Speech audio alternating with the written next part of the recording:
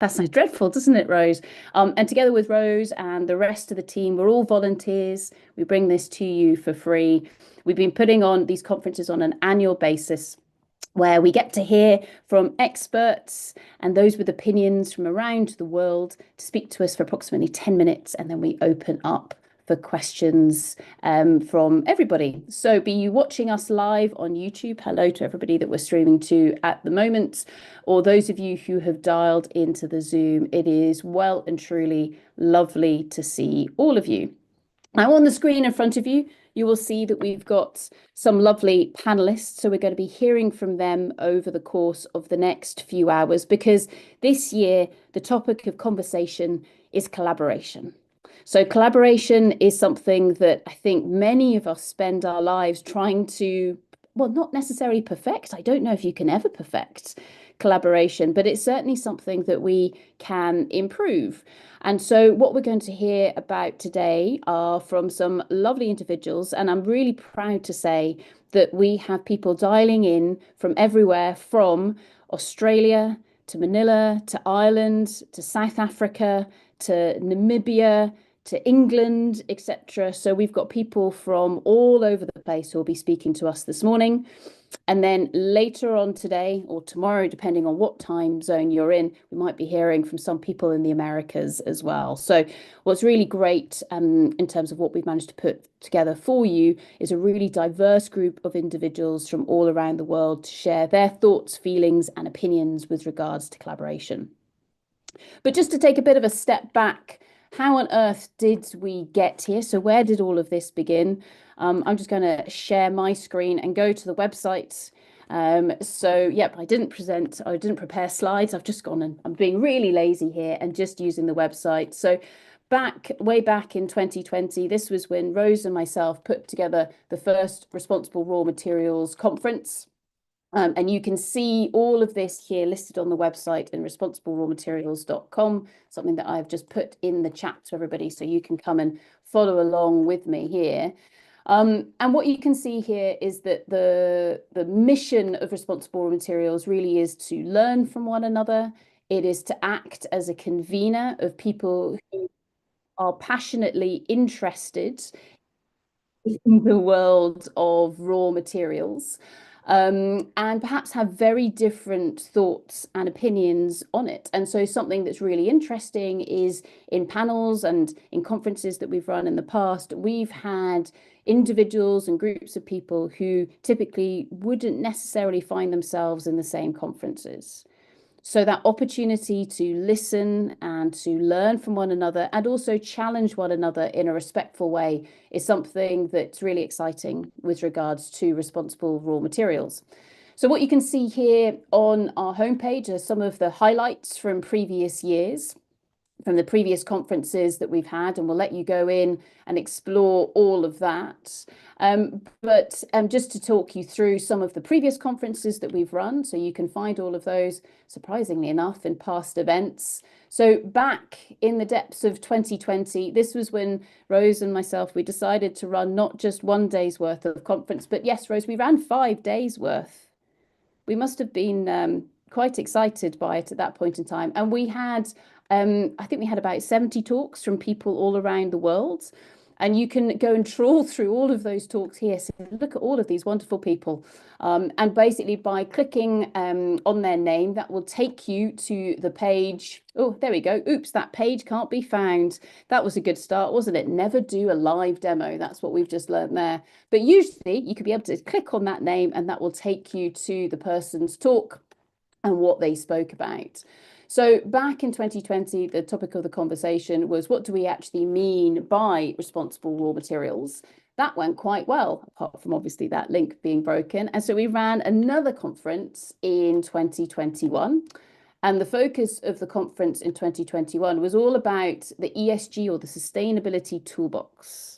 So everybody said, okay, yeah, we think that this is quite important, but how on earth do we do it? Are there any examples of tools and techniques where people have actually managed to get some of this to work?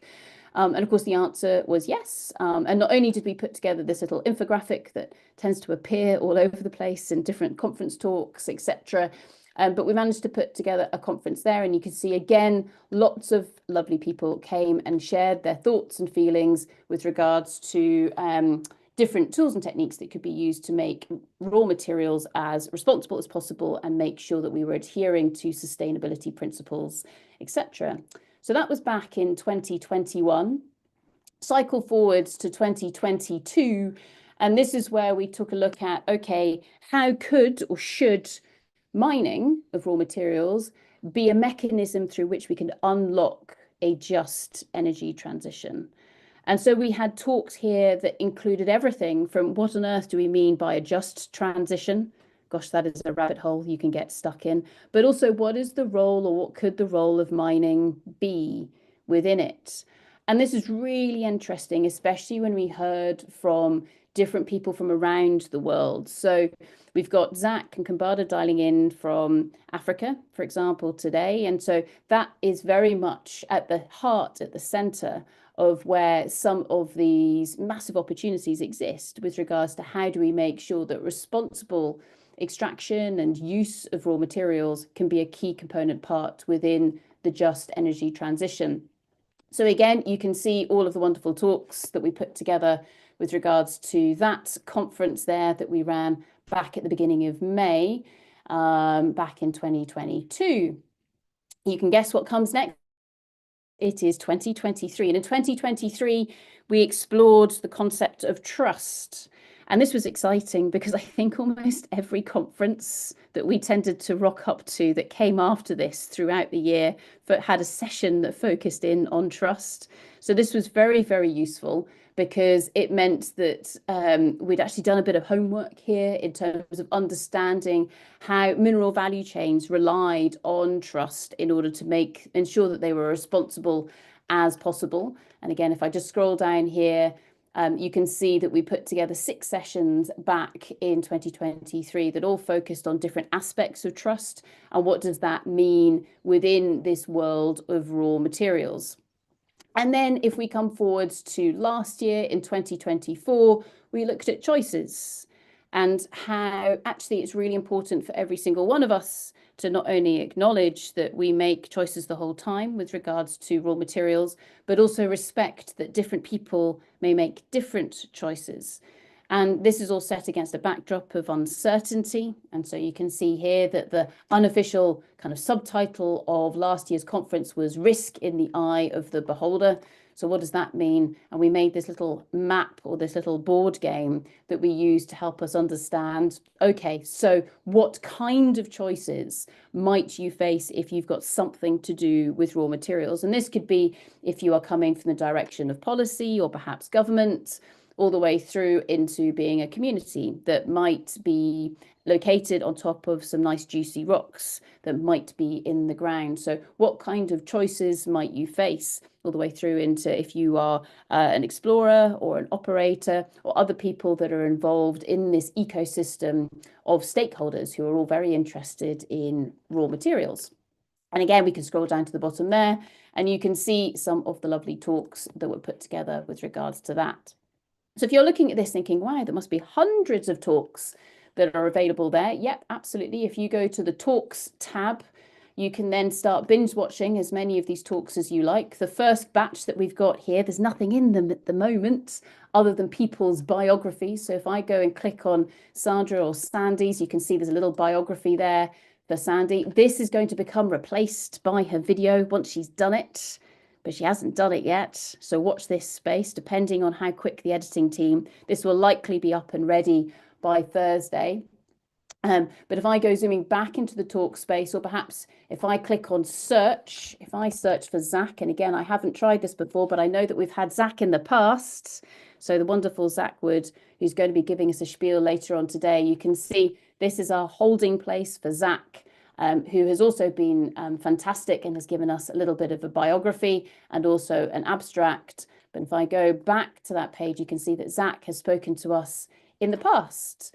And here, yes, it worked, Zach, amazing. Here is a link to his video that's sitting there on YouTube. So if you like what Zach has said, or maybe if you don't agree with everything that Zach says here today, go back and find some of his other content that he's been gracious enough to give us and share with us over the last few years.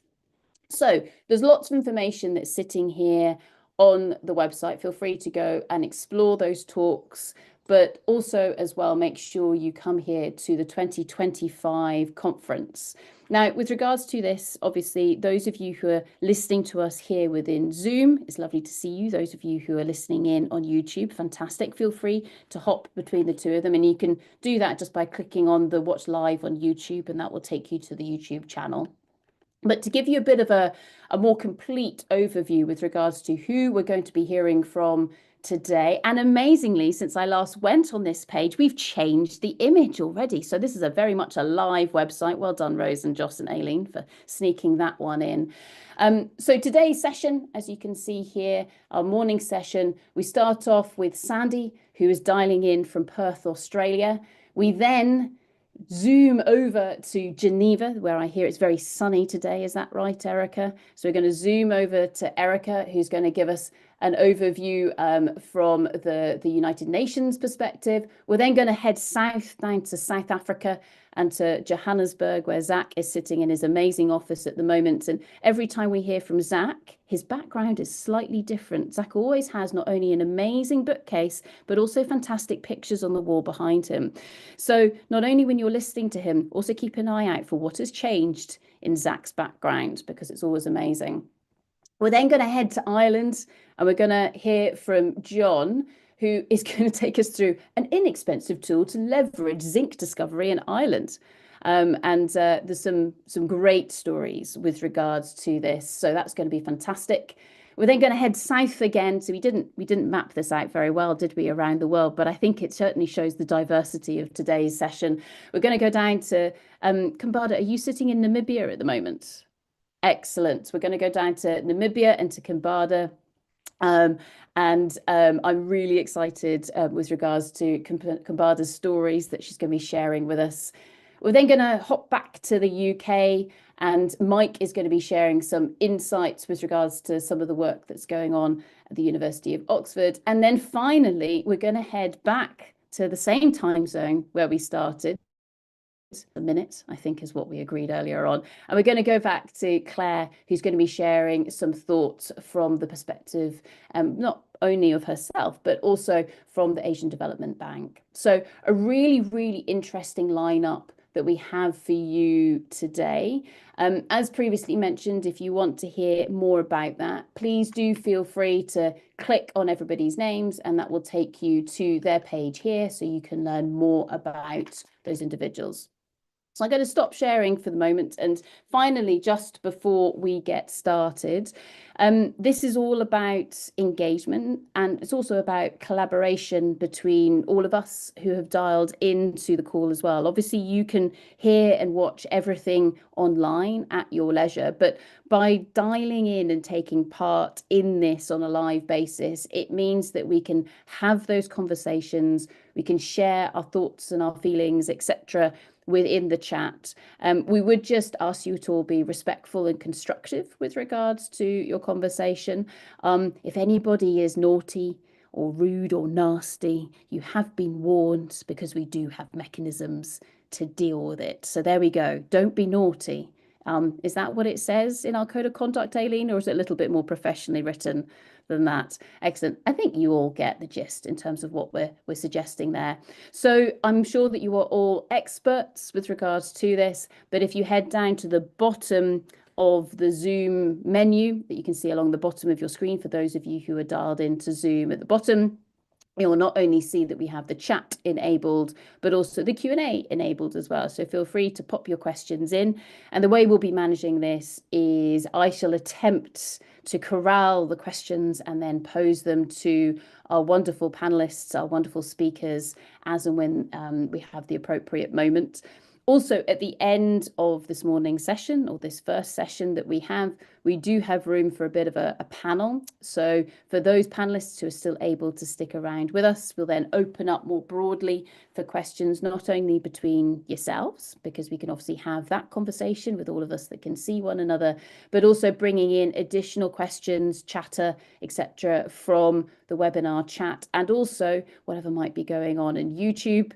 We've also, of course, got presence on LinkedIn and different forms of social media. And every year, somebody manages to try to call me with a question at some point in time, which is excellent. But I can't guarantee that I will necessarily pick up the phone whilst attempting to facilitate an online conference. So my sincere apologies if I don't pick up the phone to you. Messaging might be more useful than all of that.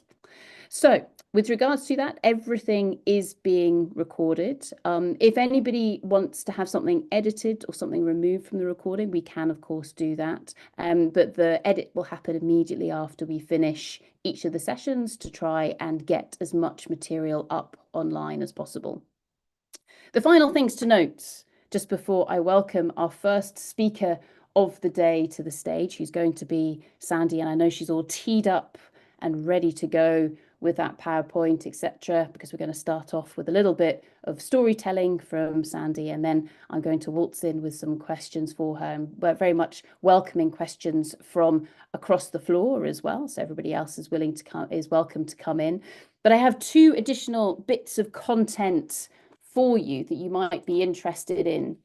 So the first one actually belongs to two of our speakers who are going to be joining us on Thursday afternoon. So Priscilla Nelson and Monica Ospina. They worked very, very closely with two immensely respected individuals from the mining sector. So Glenn and Luke, you'll hear more about them later. And actually they have spoken with us on previous Responsible Raw Materials. Now, Monica and Priscilla managed to persuade Luke and Glenn to record some of their thoughts and their stories from, I think, well over 4 decades working within the mining sector as a whole. They both have a legal background. They have worked representing lots of different groups across the sector and raw materials as a whole.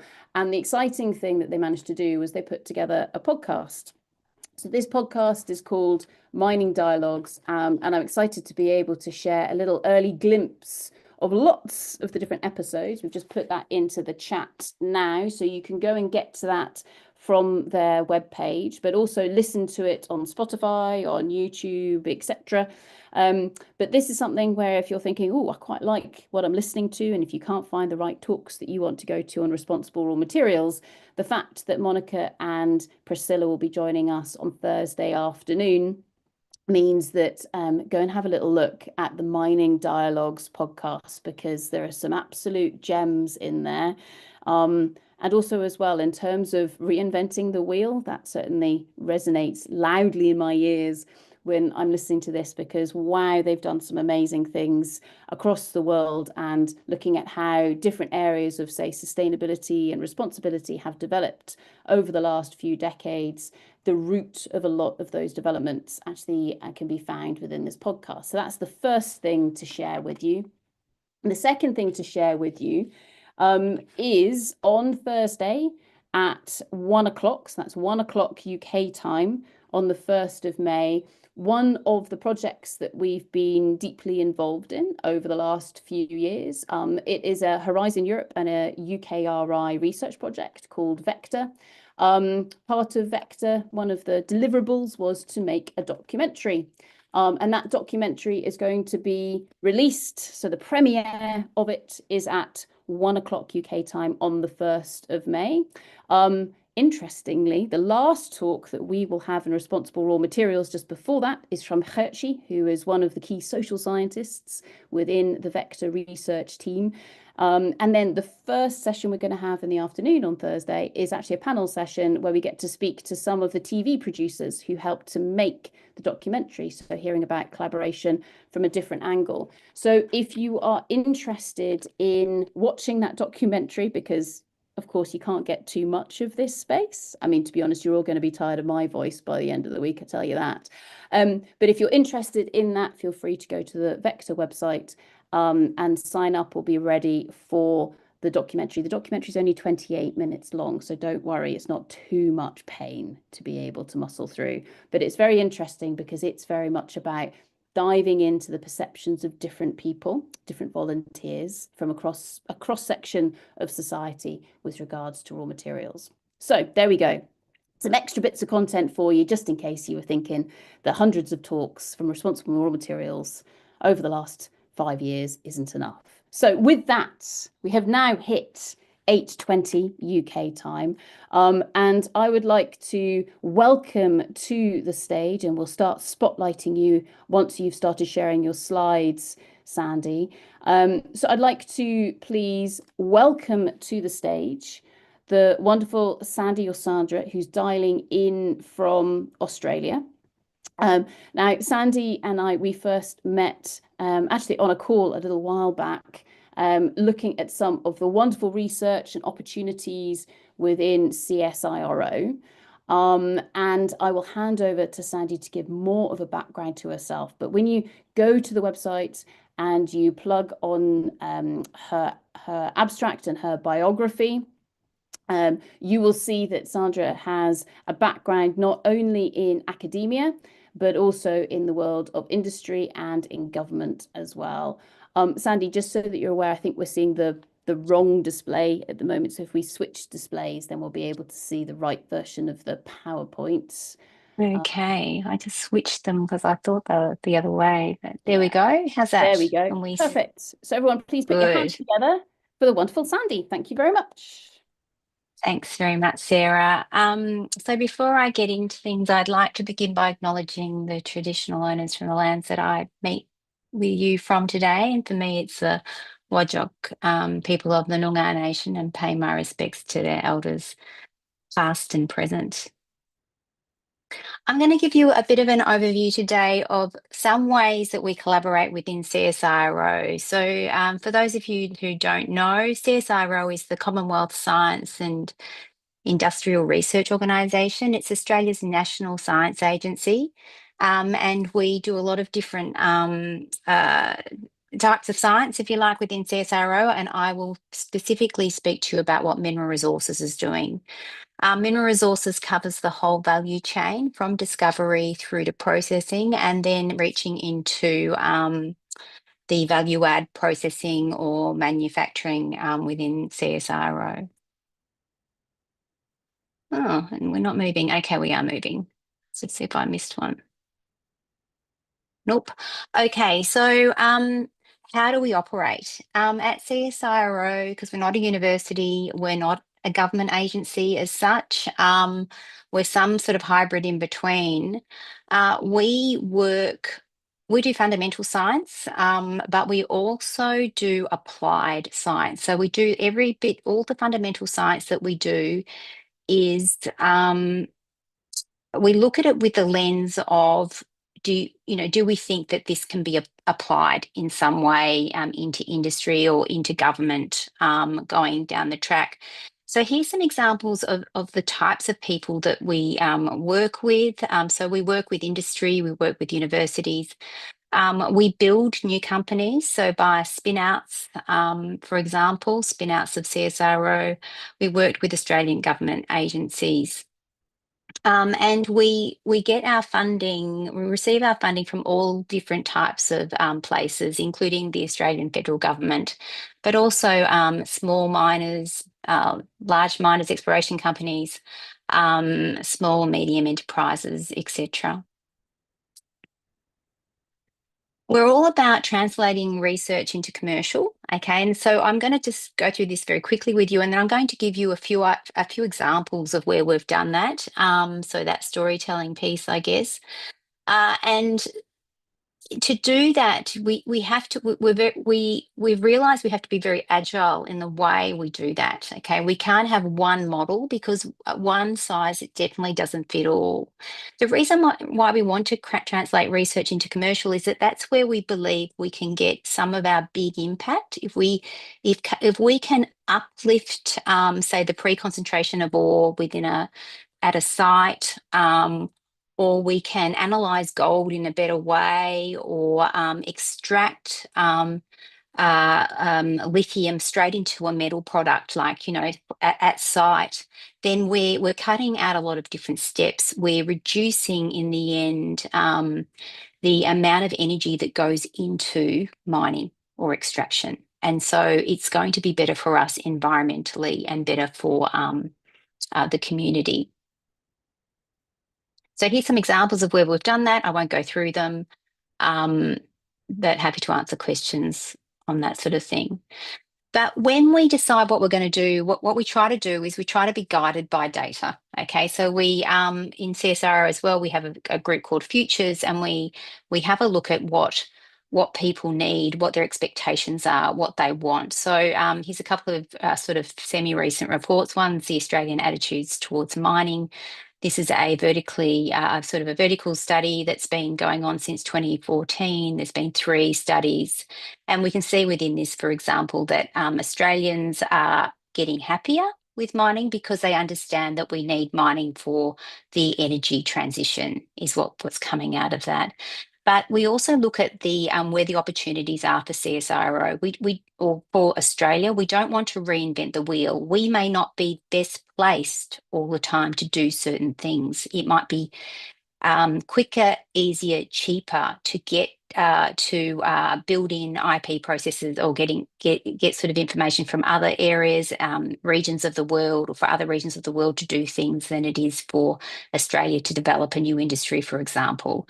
And so we look for opportunities as to where we can fill the gaps. And of course, from minerals to materials types of research that we do, that is sometimes a little bit dependent on geopolitical situations, and we can see that there are shifts as well that we have to be agile around. In terms of raw materials, critical minerals is a big one, obviously. Okay, so the Australian federal government sees this as really important, obviously, as to pretty much every government around the world right now. And so in Australia, our government put together this group, or this organisation called the Critical Minerals R&D Hub. It's run out of CSIRO, and it houses research between CSIRO, the Australian Nuclear Science Technology Organisation, so that's ANSTO, and Geoscience Australia. So we all have different strengths, and it's brought together the science agencies that work sort of in that mineral resources kind of belt, if you like, to solve the problems we need to solve for Australia around critical minerals research and development. And here's one of the examples of one of the projects that the 3 different government agencies are working on. Looking at Australian clay hosted rare earths, these are not the same as the ionic clay hosted rare earths that we see in China. And what we're trying to do is build a way to be able to extract, talking about phones, my phone's just ringing. So extract rare earths from these sort of novel clay deposits in a viable way. So, in an environmentally responsible way, and in a way that's cost effective in Australia for rare earth magnets. Okay, so here's some examples of where we do some engagement basically in the discovery side of the mining value chain. So, oh, sorry, not quite yet. So first of all, SME engagement in CSIRO. So small, medium enterprise engagement in CSIRO. CSIRO, as part of our charter, we are required to work with small companies in Australia, or Australian small companies working overseas. And in the financial year 24-25, CSIRO engaged with 1,600 or so companies across all of CSIRO. So not too bad, really. And we're seeing a year-in increase on that every year by about 10% across CSIRO. We don't just do work for them. So often they will pay for research, some of that research, and we will co-invest, or we put in kind into that work as well. And sometimes we'll work with more than one company at once to solve a particular problem, and even commercialize that technology so that then companies can access it without CSIRO. We want companies to be able to access good science and technology with us. That's a big aim that we now in mineral resources. If you look at the graph on your right, I think this is the pointer. Okay, this one over here. So in mineral resources, uh, the number of SME engagements in 2024 was 70. This year's we think it's going to be around 70 as well, but we think that it will increase up to about 84 in the next couple of years.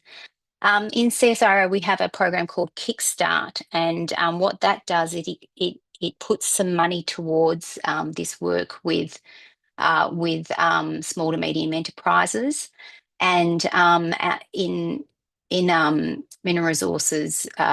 In the last year, we've had about 6. I think they've all been in my team, to be quite honest. And they're a really effective way of building in research programs into small companies that otherwise would not look at research as a solution for their problem. And here are the examples. So an example of collaboration across 3 government agencies in Australia is our hydrogeochemical database. So we collect water from bores around the nation, and they're variably analysed. And for the last sort of 15 to 20 years, I guess, CSIRO has been QA/QCing the data that comes from these. We've collected a lot of this as well, and we have been looking after a database around these data. So what you're seeing now at the moment is basically sulfate. Now, the reason why we do this, and so when Mineral Resources, remember, we do worry about people's health. So our Bureau of Meteorology in Australia is actually, they are mandated to look after these data, even though CSIRO are doing it for them. Geoscience Australia as well around the water, so that's why we all do it together. But Mineral Resources itself, we're interested to see whether or not we can find any footprints of deposits in these waters. Now, if you look at the Jaguar example here, and look at Jaguar up here, the sulfates are low around Jaguar and it's full of gold. Okay, so what that's telling us is sulfur has gone into those gold deposits. So that this particular deposit was targeted based on waters. And so we look at this as a way of baselining geochemistry into industry. We can also use this to understand what the lithologies perhaps of different rock types are beneath cover in Australia. I don't know if any of you have been there. Being here, it's not very well exposed in terms of bedrock. So understanding what's beneath the cover is really important. Another thing that we do is we look at those free data sets that, so in this case, spaceborne systems or satellite systems. We work with the different satellite agencies around the world. We make sure that the data are calibrated in Australia. So we look after the different areas and devices that are calibrating these systems where we can collect data to calibrate the data coming from these systems. And of course, we process the data. We process the data to look for mineralogy. Again, in my team, it's primarily to understand whether or not we can map out subtle signatures for deposits. Now, if we look at the image on the left here, this is from the ASTA data. This is actually from 2014. I think, and you can see it's very stripy, not so good. On the right, we have the PRISMA data, the Italian spaceborne system, much better coverage here. So the same area, different data.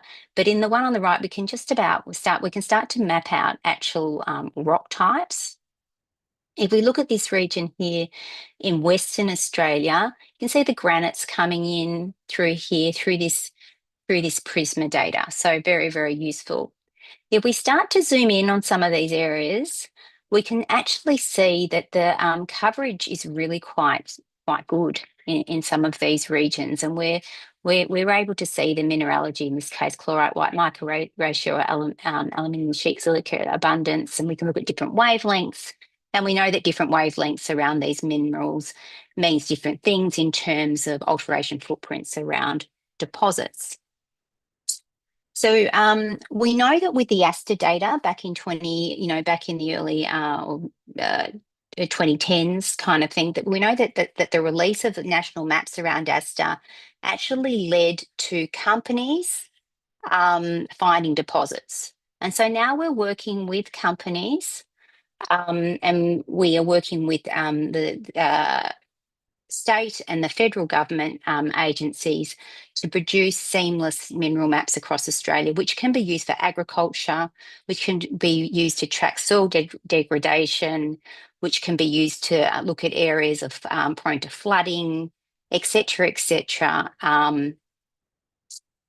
You know, to solve a whole bunch of different problems. And so this is a way that we're collaborating with at the national scale, and we also collaborate with companies at the local scale almost to actually to get the best bang for the buck outside of, I mean, this is free data, but they don't know how to use it.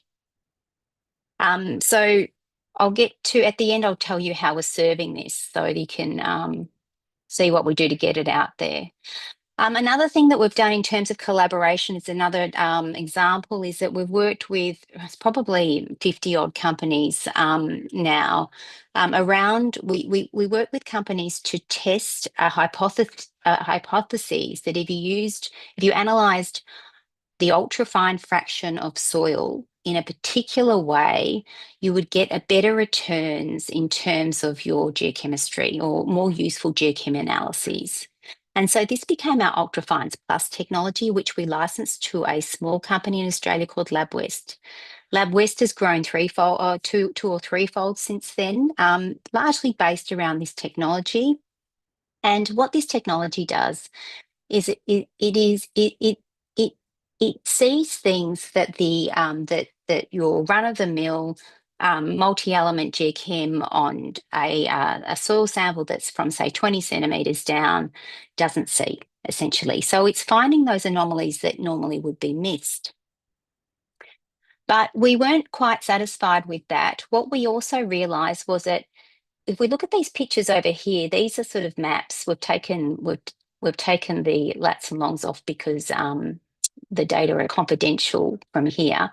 But these domain map areas they're different parts of the regolith. So we know that the cover or the regolith forms in different ways. So if you have a stream sediment as opposed to overbank deposit as opposed to weathered rock, we're looking at, apples, oranges, bananas. Now, normally in a geochem sampling or analyses type situation, you just look at everything at once and go, this is an anomaly over here, but you're comparing too many different fruits, essentially. So what we did was we developed a system called Landscape Plus, and we're serving this at the end of this month through our XT portal so that people can access it. We've developed this so that we can analyse geochemistry from like domains at the same time, and we're serving it through a portal so that industry can get access to it. So we don't keep it to ourselves. It's not something just in a paper, it's something that is easily accessible. Okay, so just conscious of time, so moving on, one of the things that we often do is we take samples and we pop them on an SEM, a scanning electron microscope probe, and we try to understand what the geochemistry or the mineralogy is of that sample. That's really great, but one of these TEMA rounds in this case, or SEM rounds, takes about 8 hours to scan. From sampling to putting it on a scanning electron microscope might take 6 weeks because of preparing the sample and that kind of thing. And so it's really slow. So when you're working with industry and you're trying to develop systems for industry to inform their exploration or inform their mining or inform their curiosity, you can't sell them this. It just takes too long. So we've developed a system.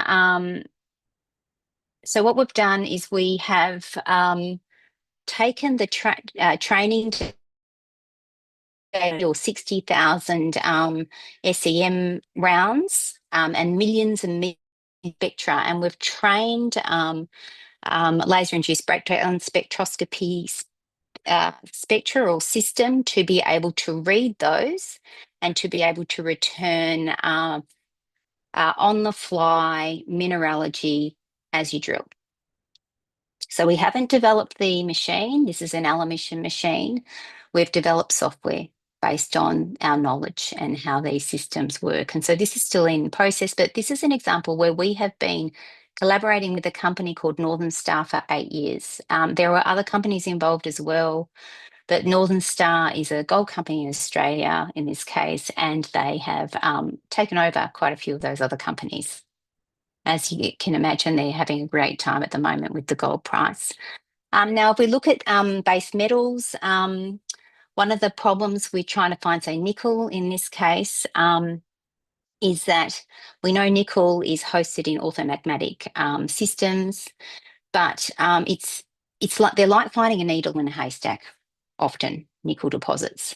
So we've developed a system that will tell you if you take a sample from an orthomagmatic system, will tell you whether there's sulfur in the system somewhere. We did that. We've done that with about 11 companies, and now with those companies and some other companies, we're looking at ways to vector towards where the actual deposit is within one of these systems.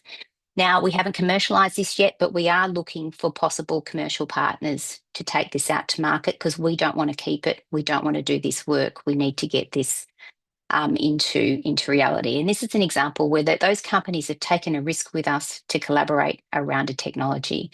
This first company, Indicated Minerals for Nickel, this first project, Indicated Minerals for Nickel, ran over about 2 years and came up with a very, very, very positive results. So they don't have to take decades. Okay, so transferring tools into industry and community, or even government, how do you serve them? We're serving them via a portal called Exploration Toolkit, or XT, basically. I think this is my last slide, but this is just one way of getting something out to industry or into government. Another way, as I've shown you, is to partner with companies, to spin out companies, to partner with other government agencies, and put things out via other national platforms. So that's it for CSIRO. Thank you. I'll stop sharing. Fantastic. Thank you so much, Sandy. That was absolutely excellent. Round of applause, everybody, for the lovely Sandy. Now, Sandy, I'm just keeping half an eye on the time. There are some questions that are coming in the chat and then the Q&A. We'll bring you back into the conversation a little bit later.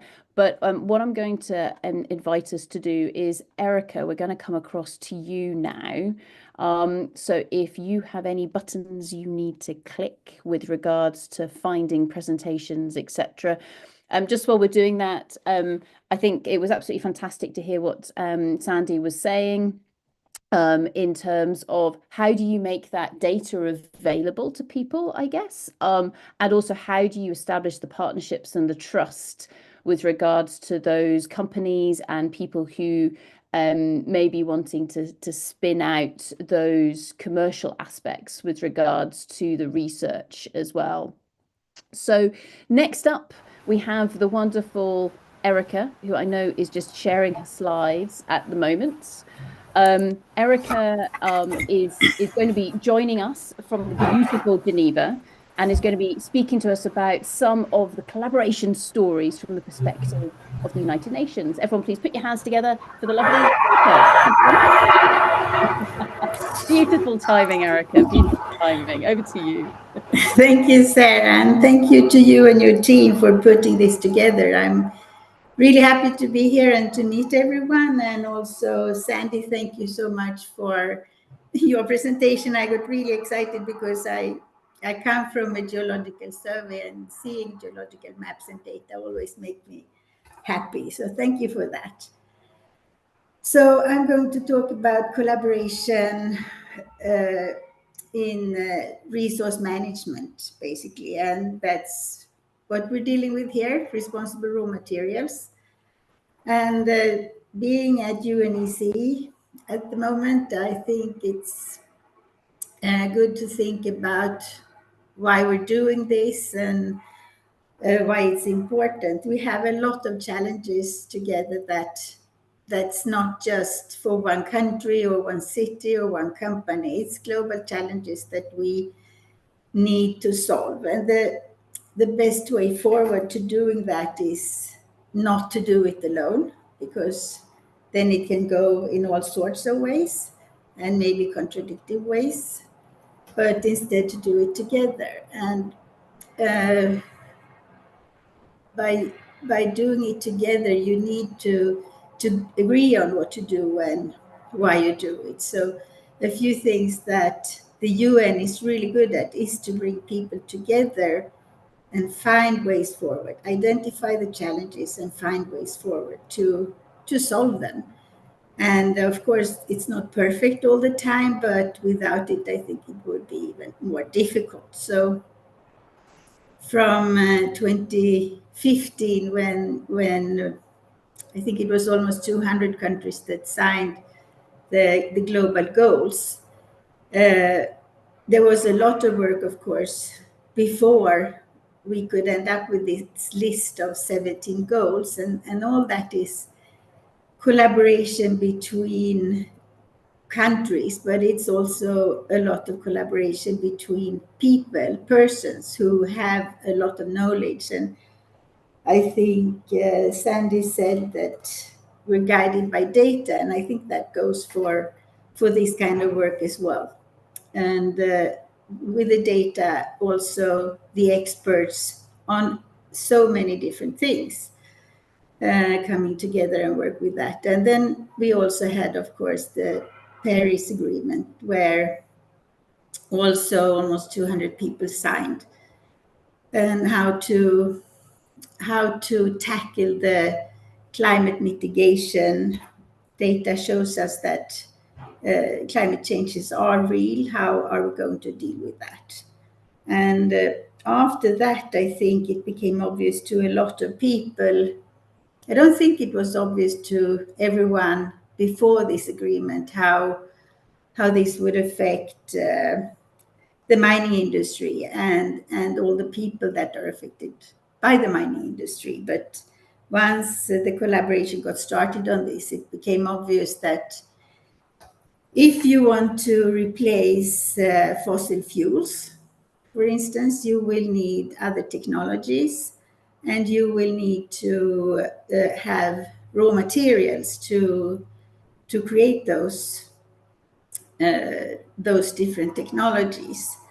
And from that, these diagrams are they are a few years old, but I use them because I think they show very well what this Paris Agreement and also actually the global goals is a little bit about, to work towards something better. And it's I think it's good to remind ourselves sometimes when people start to get worried about, oh, it's going to be so many mines. So yes, it's going to be mines, and they are going to affect the environment and the communities around a mine. But nowadays it can be done in a very good way compared to 50 years ago. So just to remind us all why we're opening mines, it's because we would like to limit the use of fossil fuels, of course. And moving on from that, I think it's actually working. And I think part of why it's working is because a lot of the people doing this collaboration from a number of different countries, they have understood one of the most important things about collaboration. That's that you need to listen a lot, and you need to have similar grounds to start from. And for that, you would need a lot of data.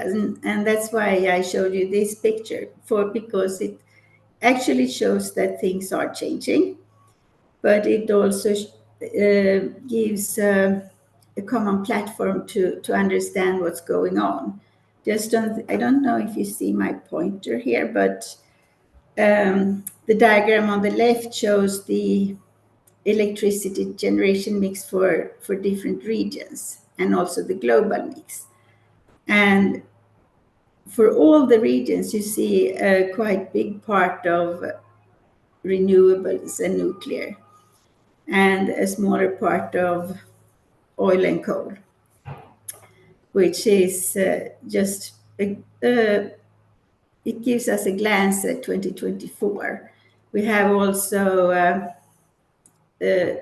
something here that shows us what's going on with the global energy demand, how it's growing. And all of those areas are growing. And that's also something to take in when you want to consider where you want to go to and how to mitigate those climate risks, for instance. We can also see that electricity demand increased last year, but there is good news in this picture because coal went down. So the demand went down, I should say. But the renewable generation is set to surpass coal in 2025. So these data are important, and data similar to this is important to have when you want to continue the discussion. And this one, I don't think, this is from my former employer, the Geological Survey of Sweden. I think this picture is so good to show when we want to talk about responsible raw materials value chain, and we want to talk about how to get access to those value chains. The production is not evenly spread across the globe. And if those parts of the world who are not having so much production at the moment, if they are going to be able to contribute to the Paris Agreement, for example, they would need to have access to those raw materials. And in order to get access, they can do it in a number of different ways, but one way is to trade with the regions that actually do produce. And that's where, of course, the collaboration through trade comes in. And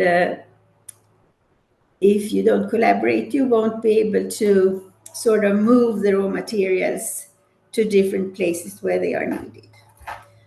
So I think this one is an eye-opener for many. I very often show this, and I see a lot of people taking pictures of these slides. I think when it was created by a colleague of mine at the survey, it was a really smart thing to do, because it's helped a lot of discussions and negotiations and collaborations moving forward, because we can understand how the world looks like in terms of production. It's not only to get access to raw materials and renewable energy. We also want it to be done in a fair way and in a more just and prosperous way for everyone.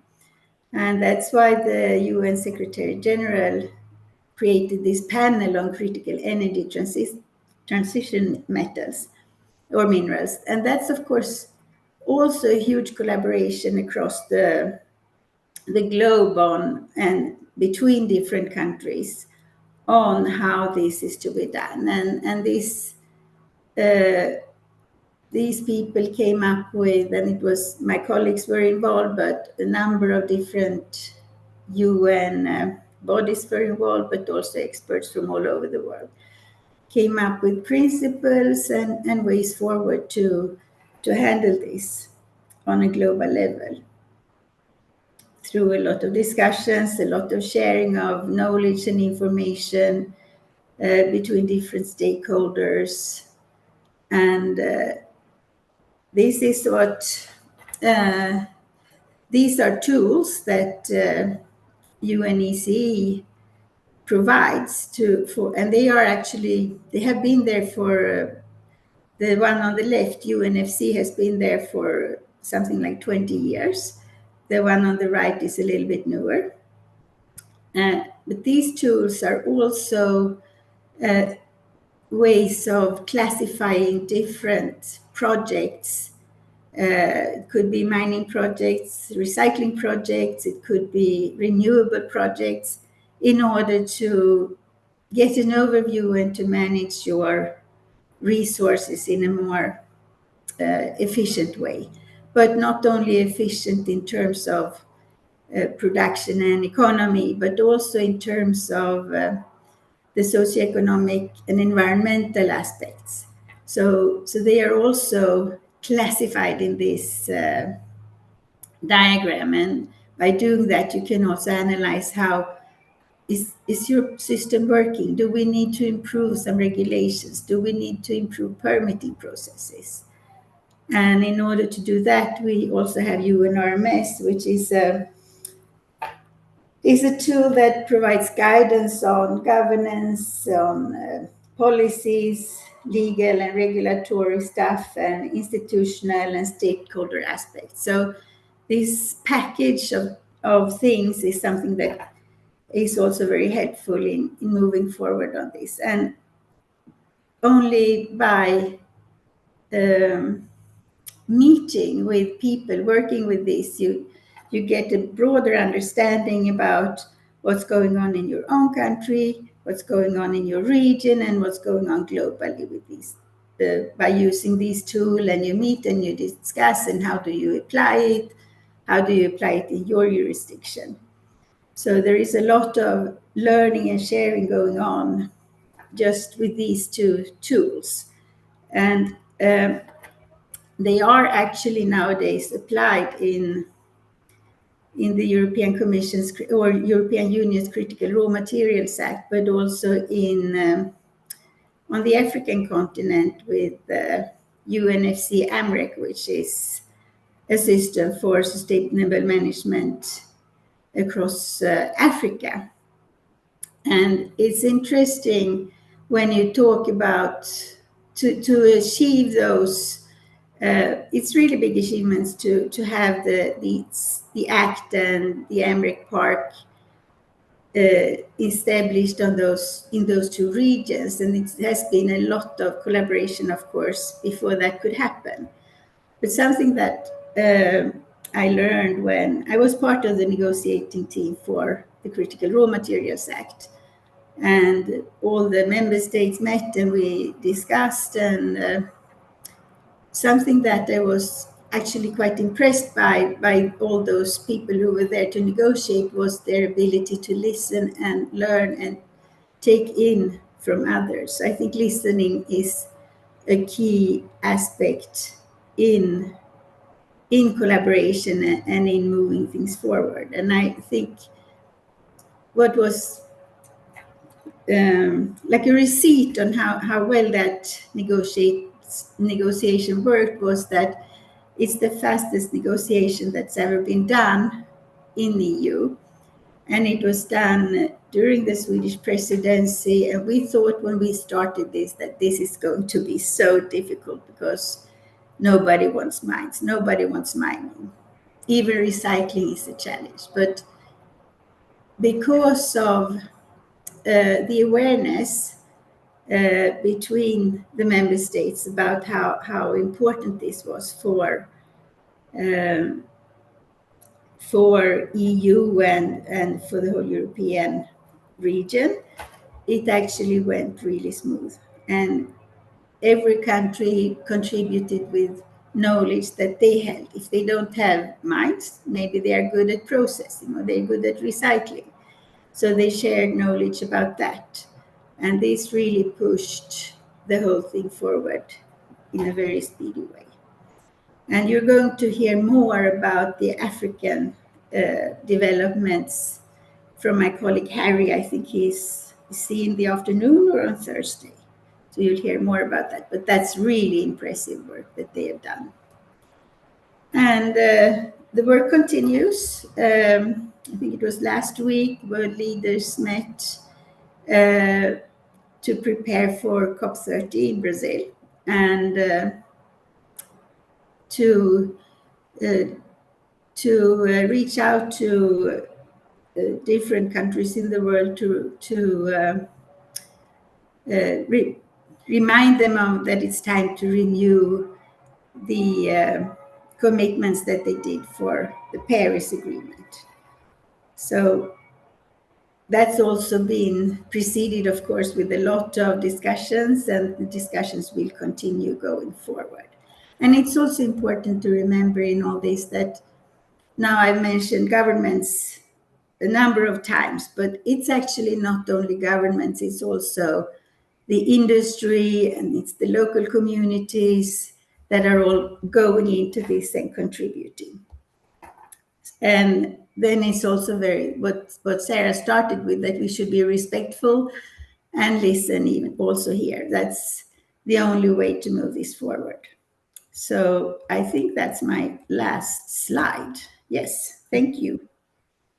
Fantastic. Thank you so much, Erica. Round of applause, everybody, for the wonderful Erica. And I think what you were pulling out there in terms of that ability to listen, but also, I guess, when everybody respects what one another are bringing to the table, but also feels maybe agency in terms of what they're bringing to the table as well. Do you think those were some of the secret ingredients in terms of that rapid negotiation, as you mentioned?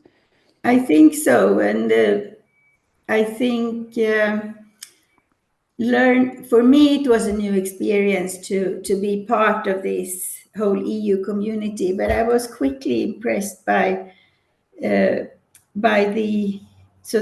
those that led the negotiations from each country. They of course know each other, and they knew the strengths of each country, and they knew what was difficult in different countries. So we could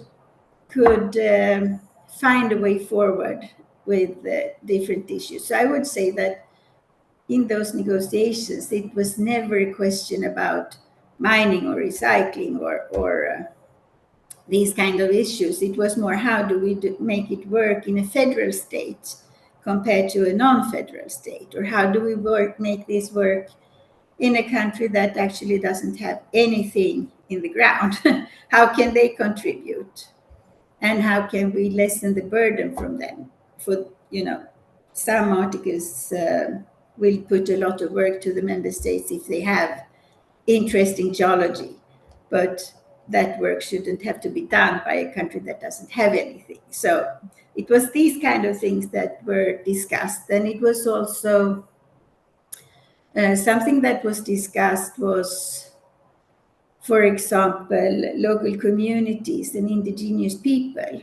And it was really important. So there are only 2 countries in the EU who actually have recognized indigenous people, and that's Finland and Sweden. But it was really important for everybody to make sure that the issues that would concern them, or not the countries, but the indigenous people, were put in the right and instrumental place in the Act. So in the beginning, it was in some part on the side, and then it moves to somewhere where it was completely technically wrong. But in the end, I think it ended up in the right place, where it can become instrumental both for those people that needs to be heard, and also that it's doable for member states to do this. So I think these are just a few examples, but I think the ability to listen was super important, and something that I was really impressed by, that this actually worked. And I think that's what I'm also experiencing now. I'm working with UNFC, basically, now that I'm with UNEC. And that's also something I experience here, that people are so willing to share and very good at listening. Absolutely. Brilliant. So with that, thank you very much, Erica. Round of applause, everybody, for the lovely Erica. Erica, there will be questions coming in the chat and also in the Q&A as well. So thank you so much for that. We're going to go whistling straight on to the wonderful land of South Africa, and we're going to welcome the fantastic Zach Wood back to our virtual stage. So Zach, if you've got slides, etc., now is your moment to push those buttons. Fantastic. It's almost like you've done this before. Everyone, please put your hands together for the wonderful Zach Wood. Thank you very much. Thanks there. Having done it before, I still couldn't find the unmute button. So, all right, thanks everyone. I'm going to speak today, and I find it always difficult to follow two very, very good technical presentations, but on something a little less technical. I'm going to talk about a program we've been running in South Africa for the last 10 years, which is really about, it is about collaboration. On a sector-wide level and a broad level in a difficult environment. But before I do that, one of the hardest things about presenting in this way, of course, is that you're speaking into a little bit of a black box. So it's great. At the moment, I can see the other panelists on my screen, but I can't see any of the audience or anything. And so what I'm going to do is pop my phone number up there, and I'm going to give you all a task, which is you can say anything you like to try and make me laugh during this presentation. Feel free, get stuck in, and let's see how it goes. So it'll also just connect me to the world. Before I start, I want you just to take, please, a minute or two to reflect a little bit on this question. What society would I want to live in if the vagaries of my birth were not a factor? If you were going to be born tomorrow for the first time, well, it doesn't matter for the first time, who cares? But if you were going to be born tomorrow, roll of the dice, you're going to be born wherever you are. You could be born a man, a woman, a different gender. You could be born into a rich country, a poor country, a rich family, a poor family. You could be born of any race, as I say, of any gender, with any orientations. What world would you want to be born into? So not what do you want that dice to land on, but what world makes sense for you in terms of the kind of world you'd like to be born into? Because I think it would be hard to say it's the world we're in right now, unless you feel that you are one of the luckiest people on earth. I think many of us on this call were probably born into quite a lucky space, but that's not true of everybody. And so this is a really interesting question to me, is what would the common good look like so that regardless of birth or heritage, you could live a full and fair life? And that seems quite vague, it seems quite broad, but it's a really good question to get to our first point, which is around about the superordinate good. Something we've worked on in Courageous Conversations for many years is trying to define what our superordinate good is. And what we mean by that is, what is the thing that is so clearly a good or a right or a direction that we can all move in, all right, that it makes sense for everybody. And that's not trivial. Mining companies, even just across mining companies, have very different ideas of what the world should look like and where they should go, whether we should be exploiting as much as possible, whether we should be doing so in a very gentle and collaborative way. All of these are different. And so I asked this question to leaders in 2020 in South African mining and got a number of answers, which was great. Now, when I say leaders, let's be clear. I asked this to a group of mining chief executives, to the heads of labor unions, to the heads of NGOs in South Africa, anti-mining NGOs, by the way, to a group of faith leaders, church leaders, effectively really busy people. I asked them this exact question as I've asked you, and I said to them, think about this and give us some answers. There were some follow-on questions, but this left-hand side were, sorry, my mouse on the wrong one. This left-hand side was their answers specifically to that specific question. They gave a lot of thought and a lot of really good answers, but ultimately they boiled down to a handful of things. Equal opportunity to start. Not everybody has to have equal opportunities by the time they're 20, but to be born into equal opportunities, to not be judged on your choices or life path, to be born into a just world, and finally, to have a reasonable expectation of a reasonable equity for life, so to not feel that you were constantly walking on a tightrope, that one slip meant you would never recover. And so that was really interesting. And I think, what I've shown you here is two different ways of defining a common goal or a common superordinate. First, I gave you my phone number and I told you to do something, which nobody has. Second, I gave you a provocation and I said, well, think about this a little bit. Okay. Now, I haven't given you a line to do that. I'm sure that you will. I'm sure many of you are thinking about that already. But you can see that a provocation works much better. And there is a third way, of course, which is a crisis. And in South Africa in 2012, in August of 2012, South Africa and South African mining faced one of its biggest post-apartheid crises. In fact, it may still be the biggest post-apartheid crisis we've faced. A protracted strike in the platinum sector resulted in a number of protests. And during a protest on the 16th of August, police opened fire on striking workers and they killed 34 miners. Right. There had been a couple of deaths in the build-up to that. I think the total, if I remember correctly, was 38. But these were people who had journeyed from all corners of our country. They'd come far from their homes and families. They were trying to earn a living to support themselves, their families, their loved ones. And this event occurred. And it sent shockwaves through the country. I remember watching the news the day that it happened. I was in Chile. And it was on the news in Chile. I saw it in my hotel room. And it really changed the way the country thought. And the one thing it did was that all of the mining sector went, that could have been us.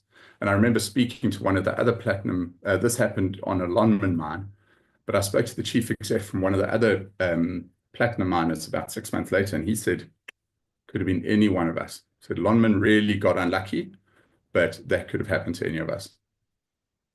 The point is, what it did was it gave it brought this to a head that actually we really need to rethink what we're doing and how we're doing it. And I think that there's a few things that are happening at the moment that certainly in the mining sector are coming to a head where we really need to be rethinking how we're doing things, changing world order, illicit mining, and I'm not saying illegal, but illicit mining and mineral flows, the mining legacy and extractives linked conflict. I think, what we're seeing in the DRC at the moment is poor, but we've seen this all over the world and regular things. And I think that these are areas or convening points that are important to us. All conflict begins with a failure of communication. This was Cardinal Stephen Brislin said this a couple of years ago at one of our Courageous Conversations. And I think it may be one of the wisest statements that I've heard. Cardinal Brislin is a deeply thoughtful and deeply wise man. And this was key. We start with a failure of communication. And so what we need is a convener. So we've spoken about how to get everybody or why, or how to get everybody looking in the same direction. Okay, but who's the convener? Who's the person to get everybody looking in the same direction? And so again, in South Africa, we've run Courageous Conversations since 2015. This is just a smattering of photos, but it's led by the Archbishop of Cape Town, Archbishop Thabo Makgoba, hand in glove these days with Cardinal Brislin. They both co-convene it. And when we began in 2015, the very first question that Archbishop Thabo asked, he said to one of the chief execs, he said, would you want your children to be miners working underground? And the answer was, well, mining's given me so much, etc. And he said, no. That wasn't the question. The question was, would you want your kids to go underground to be working at the face? Now, that's complex. And the objective of that wasn't to try and embarrass the chief exec or say your mines are in a bad state. The objective was to say, let's initiate a shift towards empathy. Let's begin with a shift to understanding what the other person is. Because until we do that, we can't even start to collaborate. And so out of that space, we then created this Courageous Conversations platform, this unique, non-partisan space for conversation and engagement towards a common good. Now, I'm certainly not saying Courageous Conversations is the answer for every problem on earth, but the ability to convene around a non-aligned person, okay, in this case, the Archbishop, is crucial. The ability to define a common objective, a common superordinate goal that everybody has to agree is worthwhile is crucial. And then what that does, and you can see that we've had a broad number of people involved. I mean, so we've had governments involved, churches, NGOs, and we get NGOs that are really anti-mining. I mean, anybody who's worked with Earthworks or Benchmarks will know these are not guys who are coming out going, mining's great and we should keep going. All right. Trade unions, a lot of the mining companies in South Africa, and a lot of non-miners, very importantly. So a big, broad collection of people, all with this common goal. And then what we do is we say, well, the foundation of any accomplishment here is going to be around relationship. So how do we build that relationship? And that's really what we're doing towards any kind of collaboration or any collective work. And that relationship then must be based on trust and honesty. And we always define trust, and I think it's a good definition of trust is something that you gift. You have to begin from a perspective of saying, I will believe in you, I will trust you. And then you have to be honest enough to continue that trust. Because the moment that somebody breaks that trust, then you can't rebuild it. And so that has been our objective and our drive with Courageous Conversations, is building this trust between, or gifting and then maintaining this trust between trade unions, between mining companies. And you will see in South Africa, certainly the trade relationship has been significantly changed. I'm not saying entirely by this, but I think partially because of this. The relationship with communities has improved. It's not perfect. We still have many problems, but we're moving in that way. And so we have this envisioned future. And again, so the point here is to get everybody walking in the same direction. Sorry, I'm conscious of my time there, Sarah, so I'm going to move a little bit. What we did was we developed this pathway and we said, okay, well, we begin with adversarial posturing. We're committed to positions, not values. That's how everybody comes in. I believe this, I believe that. And then we commit to dialogue. And slowly we move towards this transformation, right? This transformation space. And we can do that around a number of themes, which is what we've done in South Africa. These themes change every couple of years because it's not a static environment. We continually update and discuss and move and shift. And then out of that, companies and NGOs and different organizations, people have gone off and created their own projects. I help on many of these and just guide and structure, but ultimately these are all run locally and developed. And that's happened all around the country. Anybody who knows South African mining will know that this touches pretty much all of the major points of South Africa, all the major mining areas of South Africa. And some of these have been very complex. Richards Bay, we got involved after the GM of the mine was assassinated on his way to work back in 2021, I think it was, or 22. You know, and so we've worked very closely with church leaders, with other organizations in Richards Bay on how do we try to establish peace in that area. In Limpopo, we ran a program with local churches who created this incredible dialogue, and I'll show you some of the results from that in Limpopo, where over the course of 3 years, they managed to improve academic pass rates from 35% to 68%. They dropped teenage pregnancy in that region from 26%, which is just a number that blows my mind, that a quarter of teenagers in that region were ending up pregnant, to 7%, and even less these days. Gender-based violence plummeted, absenteeism in schools plummeted, school dropout rates plummeted. All around, we have a superordinate goal. We have an agreement that this is the final destination that we want to. This is our envisioned future. And then we can work towards that in a way that makes sense locally. We can't control that from the center. We don't know enough about the localized needs and requirements. And so that has to happen out there. But we've created, and I'm not saying we as in Courageous Conversations, I'm saying the process must create this superordinate goal. And so to me, the three things most important for these broad collaborative movements that we need more and more and more is to have a safe, trusted convener who is, I always use the term, he is in but not of. He is in the conflict, but he's not of the conflict, because then he's immediately in a position. There must be a superordinate goal which retains empathy for the different contexts that people are coming in from. And then finally, there must be a pathway to practical implementation, or to a practical space that is without prescription.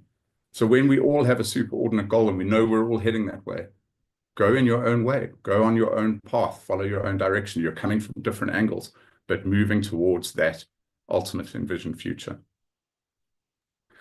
And so I think, that's been our journey on Courageous Conversations. As I say, over the last 10 years, it hasn't been a perfect journey. There have been lots and lots of missteps and guides, but it's been complex, and I think that the South African mining industry today is a very different beast to what it was 10 years ago, much for the positive, and even in an industry that's really struggling to survive. And finally, this is just a quote that I often share with our Courageous Conversations participants. It's really about South Africa, but I think it rings true for most places in the world, is that we're in such a frustrating and fractured space at the moment, but it is possible for two or more realities to coexist and to orbit each other, and that wounds can only heal properly when we make the effort to recognize and to acknowledge, whether through a convener or however we do it, or with a superordinate goal, and our way together. I think that has to be one of our superordinate goals as the mining sector, is finding what are the ultimate truths that we can all begin to move towards in a positive manner and for the common good. Thanks, Sarah. Awesome. Thank you so, so much for that, Zach. Round of applause, everybody, for the amazing Zach Wood. Now, Zach, I know that people, I'm sure, are messaging you now on the phone number that you provided earlier on. I messaged you and you did giggle a little bit at the beginning, but maybe you discounted that. Just one question for you, Zach, and I know that there are others coming in the chat and online, etc. In terms of the whole, almost the courage to let people find their own path and have respect for them to then go and create those programs and that practical aspect, that's quite brave, especially when you're trying to prove to somebody, or someone says, how are you measuring this for success? Kind of, is there a little bit of tension in that, especially when you were first getting it going? And how did you get people to trust you enough, or the kind of the broader process enough to be able to do it?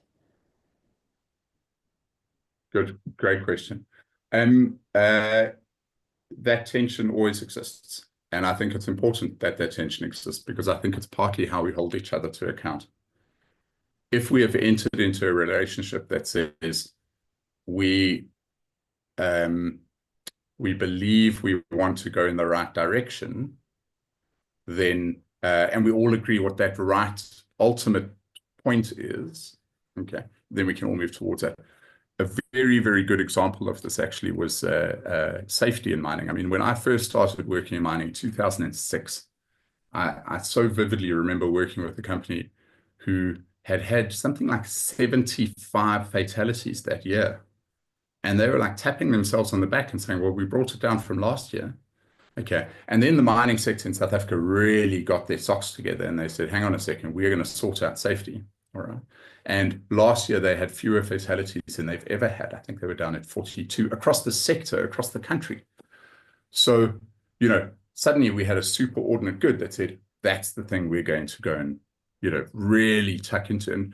And so from Courageous Conversations, that hasn't always been easy, but you have to have those tensions. You have to have people. If everybody's just holding hands and singing, we don't go anywhere. So there has to be that tension of saying, well, we are going to push each other, but we have sufficient relationship and sufficient mutual respect to say, well, we will hold each other to account. We will allow ourselves to be held to account and therefore move forward. And I see somebody's put in the chat that Thabisile Phumo spoke last year. I mean, Thabisile has really been core in this. She's got such a great understanding of that vision and how to do that. And then the question of how do you find the superordinate good? Well, that's a point around having the right convener who can pull you in. This is where the Archbishop was so great, and why he could start with that, create the empathy, let's find it, let's discuss it. It's not easy always. It doesn't always take a day, but slowly move towards that. And again, that can change. It can shift over time. But having that relationship, that's the first step towards accomplishment. Amazing. Fantastic. Thank you very, very much, Zach. Round of applause. Brilliant. Thank you. So as you can see, everyone, we started in Australia, then we went to Geneva, then we went to South Africa. We're going to come back to the Northern Hemisphere again. And I'd like you to please put your hands together for the fantastic John, who is going to take us back into that world, I suspect, of geology and rocks. And we're going to start hearing about how collaboration was one of the key mechanisms through which a very large zinc asset was discovered in Ireland. So, John, over to your lovely self. Thank you very much. Okay, thank you, Sarah. Can you see the screen okay? We can indeed. Thank you. Okay, so good morning, everybody. And firstly, I'd like to thank Eileen and Jocelyn for the invite, and also Sarah for excellent chairmanship skills. It's sometimes said that when you start a talk, you should say something fairly trivial to get the talking juices going. So there's one thing I can share with you very briefly. Since I retired, I've been learning to play the guitar, and not particularly well, I have to say. But last night I did an online playthrough using the guitar to 45 other people in the group that I'm in, and I can share that raised my blood pressure considerably more than this this presentation. Anyway, let's get into it. This talk's going to be a lot more specific than some of the previous ones, talking about exploration in particular. And in summary, what I'm going to be saying is exploration is difficult. How do we improve the odds? Can we improve the odds through collaboration? Look at a case history from near mine exploration at Navan and throw some points out for discussion.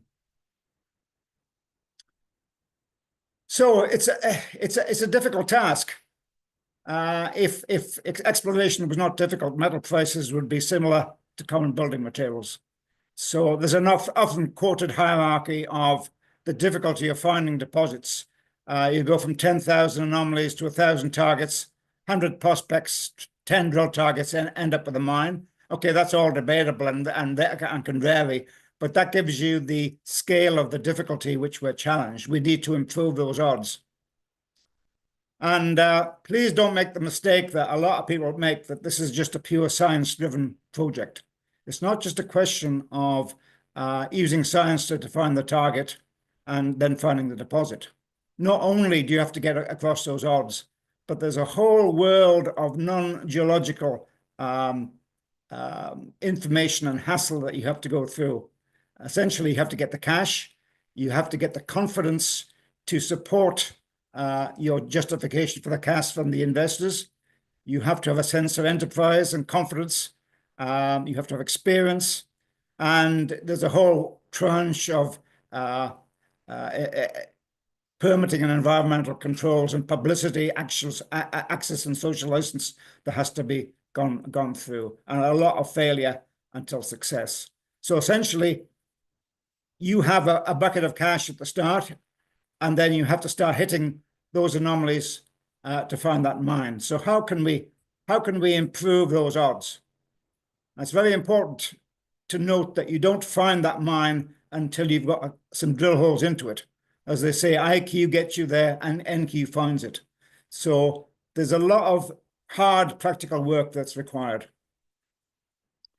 So that's what happens if you want to find a mine. And on a rather flippant note, I'm going to say, so now you want to find a mine for critical minerals and you want to be responsible and sustainable. Well, very highfalutin aims, folks, but it's going to be really hard. So maybe we need some new thinking. So at a recent conference in Dublin, Murray Fest, and I see Murray is in the audience, so welcome, Murray. Colin, Andrew, and myself put some ideas together for the future for improving the success of exploration in Ireland. And lots of things came to mind, and collaboration was one of them. So if you look at the vast amount of data and technology available, the question really is not getting so much new data, but to use the old data. So once we have all that data, what do we do with it? So, regional compilations are one way that we can use that data, but I would make the case that exploration companies and everybody really is not particularly good at this. They don't like looking at old data. They like justifying large amounts of money to get new data. But I think we should be better at looking at the old data and making good compilations of that data. In other words, what I'm saying, we need improved ways of interpreting data, some sort of AI data preparation and presentation, and then assessment by expert industry and academic specialists. So that's really collaboration. So let's discuss it. So my definition of collaboration basically is two heads are better than one. And it's so true. I can go through countless examples on a simple scale where that works in a mine environment. You just want to drill a hole, maybe. If there's 4 people in the room, generally you get a better outcome if there's 1 person in the room. So could we improve the outcomes of the meetings we already have in collaboration? I think we could. Could we speed up and generate new ideas with relatively little cost? Perhaps, because after all, the cost of getting people together and talking and thinking is not particularly high compared to most industry endeavors. We could consider regular and open collaborative industry survey academic workshops. But what's the optimal format for such meetings? And we all know that some meetings are spectacularly better than others. So why? Well, we could go through several reasons for that, but in particular, I'm going to go through a case history of an experts meeting we had prior to the discovery of an extension to the world-class lead zinc deposit at Navan, owned by Boliden Tower Mines. So to go through that, this is a plan of the ore body. I'm afraid I'm not going to go through any of the geology, but let's just say there was a history of discoveries and extensions around the deposit. And around about 2000, 2010, our discoveries were starting to dry up. We drilled the obvious targets and it wasn't working. So in 2012, we discovered a new deep extension, which is about 25 million tons at 8% zinc. And this is a part of the story of how it was discovered. So as I said, we had poor exploration results in the 2000s, and we needed to find a step change. So the basic idea was to leverage the knowledge, experience, research, and all the information we had in the ore body and what new technology was available to address it. So we put together an experts meeting held with world-class participants that suited that task. You can see this in the photograph, some people there, and many of those you can recognize. So some notes on that meeting, and I apologize for the bullet-heavy nature of this, but I'll hopefully simplify it slightly. So the inputs are already discussed: vast geological databases, many consultative and academic studies. Participants, we're fairly careful to put together the participants for this extra meeting, for this collaboration. So we had company geologists, the local company geologists, including a specialist people to drive the technology, so we could throw up examples of the historical data or 3D models on the screen. We had people from Sweden and head office. These included people that had exploration discovery at other mines in Sweden and had been through an in-house brainstorming process in Sweden, so they could bring that to the table. We had some structural geology consultants, both with expert knowledge of Navan, but also worldwide expertise in oil and gas. We had a stratigraphic consultant, a geophysical consultant, an academic consultant, and an economic geologist with worldwide geological and discovery experience. So in terms of the outcomes, we had literally scores of new ideas and initiatives, and I was absolutely amazed at the huge amount of information we got back out of it. We got a focus on geographic areas around the mine for further work. And in particular, we got a huge boost in confidence that discovery was possible that led to the successful introduction of seismic surveying. This wouldn't have happened without this experts meeting, because we wouldn't have been able to justify the money that we needed to get to introduce seismic surveying. So this is a graphic of how it actually happened. You can see here's a 3D of the mine site, very close to Navan Town. It's a star environmental example of a mine site being close to a town. This is a section across the area, existing mine with the drill holes. And this is superimposed on the results of a seismic survey we did down this motorway here, which is the M3 motorway. You can see the vibroseis units working down here. So essentially what happened was that pre-2010, we had knowledge of this part of the mine on the left-hand side. We did the seismic survey in 2011, and that gave us a target in this area here that was drilled and immediately gave us good results. So general comment on the experts meeting itself. We had a very good balance of participants. We had a good balance of knowledge, ego, and experience. We had the problem of too much information, but we tried to mitigate that by local experience and computer display of the information. There was great focus at the meeting of getting positive results, almost no personality clashes, although some friendly banter between myself and the petroleum geologist was, I think, a highlight. We had an excellent wrap-up and recommendations from worldwide expert Murray Hitzman. Murray's in the audience. I'm not don't want to embarrass Murray, but it's very important to have somebody around who's had experience of lots of discovery. And I think these people, they actually get an instinct for this kind of work, and it's important to listen to what they say. And as I said, the increased confidence in discovery allowed the funding for seismics. So this isn't a model for all future collaboration for exploration. It's an example of how it can work. So this was very specific to a near mine exploration location, and regional exploration collaboration could be quite different. So last slide, some points for discussion and some general conclusions.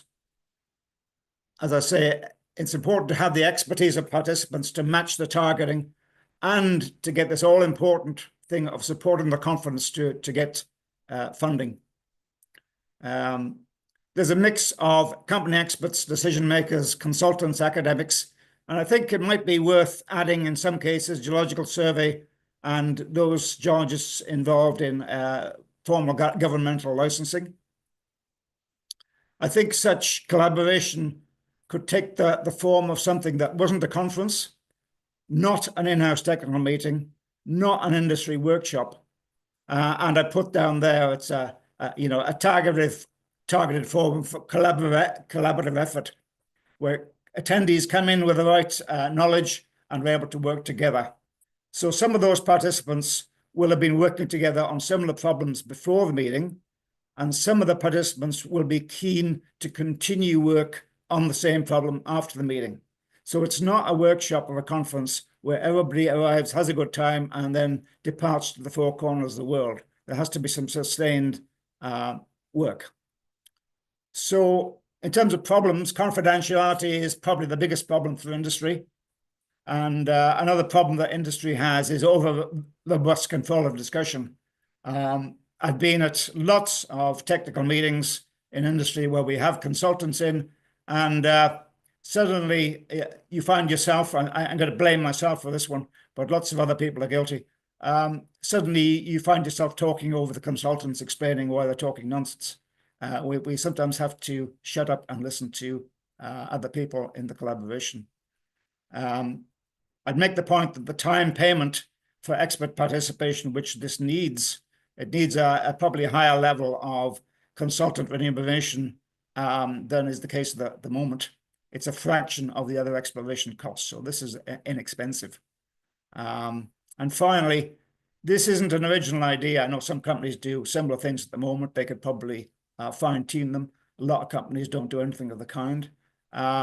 So there is improvement for current collaboration and meetings, and I think it's worth discussing how we look at the space between international conference in-house workshops, focused workshops, and in some way find some middle ground that has a slightly longer lasting effect, and is used to build this idea of increased collaboration, assisting exploration. So with that, we can discuss or move on. Thank you. Brilliant. Thank you so much, John. Round of applause, everybody, for John. And yeah, it's so exciting to see what came of that targeted forum for collaborative effort, where everybody shut up and listened to one another, is how I would summarize that. John, there's a question that's just come in, which is, this looks like this was really quite special in terms of that kind of environment and ethos that was created. Have you done this again? Yep, we have done that on several occasions again. And I want to be careful now not to say too much, but the following occasion was done 5 years later. And I again put the participants together. I put too many people in. And there was a few people there that wanted to put their ideas in a little bit too strongly, in my opinion. Apologies if any of those people are listening, but I guess I can put myself down as one. So not too many people. And again, this thing that I mentioned, that we in industry are guilty of trying to control the collaboration a little bit too strongly. I think sometimes you pay for your consultants, you listen to their advice, and then you do something else. It's not really how it should work. And just on that, John, in terms of, some people come and they have their ideas and they really want to push them, and actually them realizing, hang on, take a step back and just listen to what other people are saying. Do you have any suggestions as to how you gently persuade someone to shut up and listen? Or to have that maturity, I guess, to realize, hang on, somebody else might not be saying exactly the same thing as you, but what they're saying is incredibly useful, and then together we can take this to a whole new level.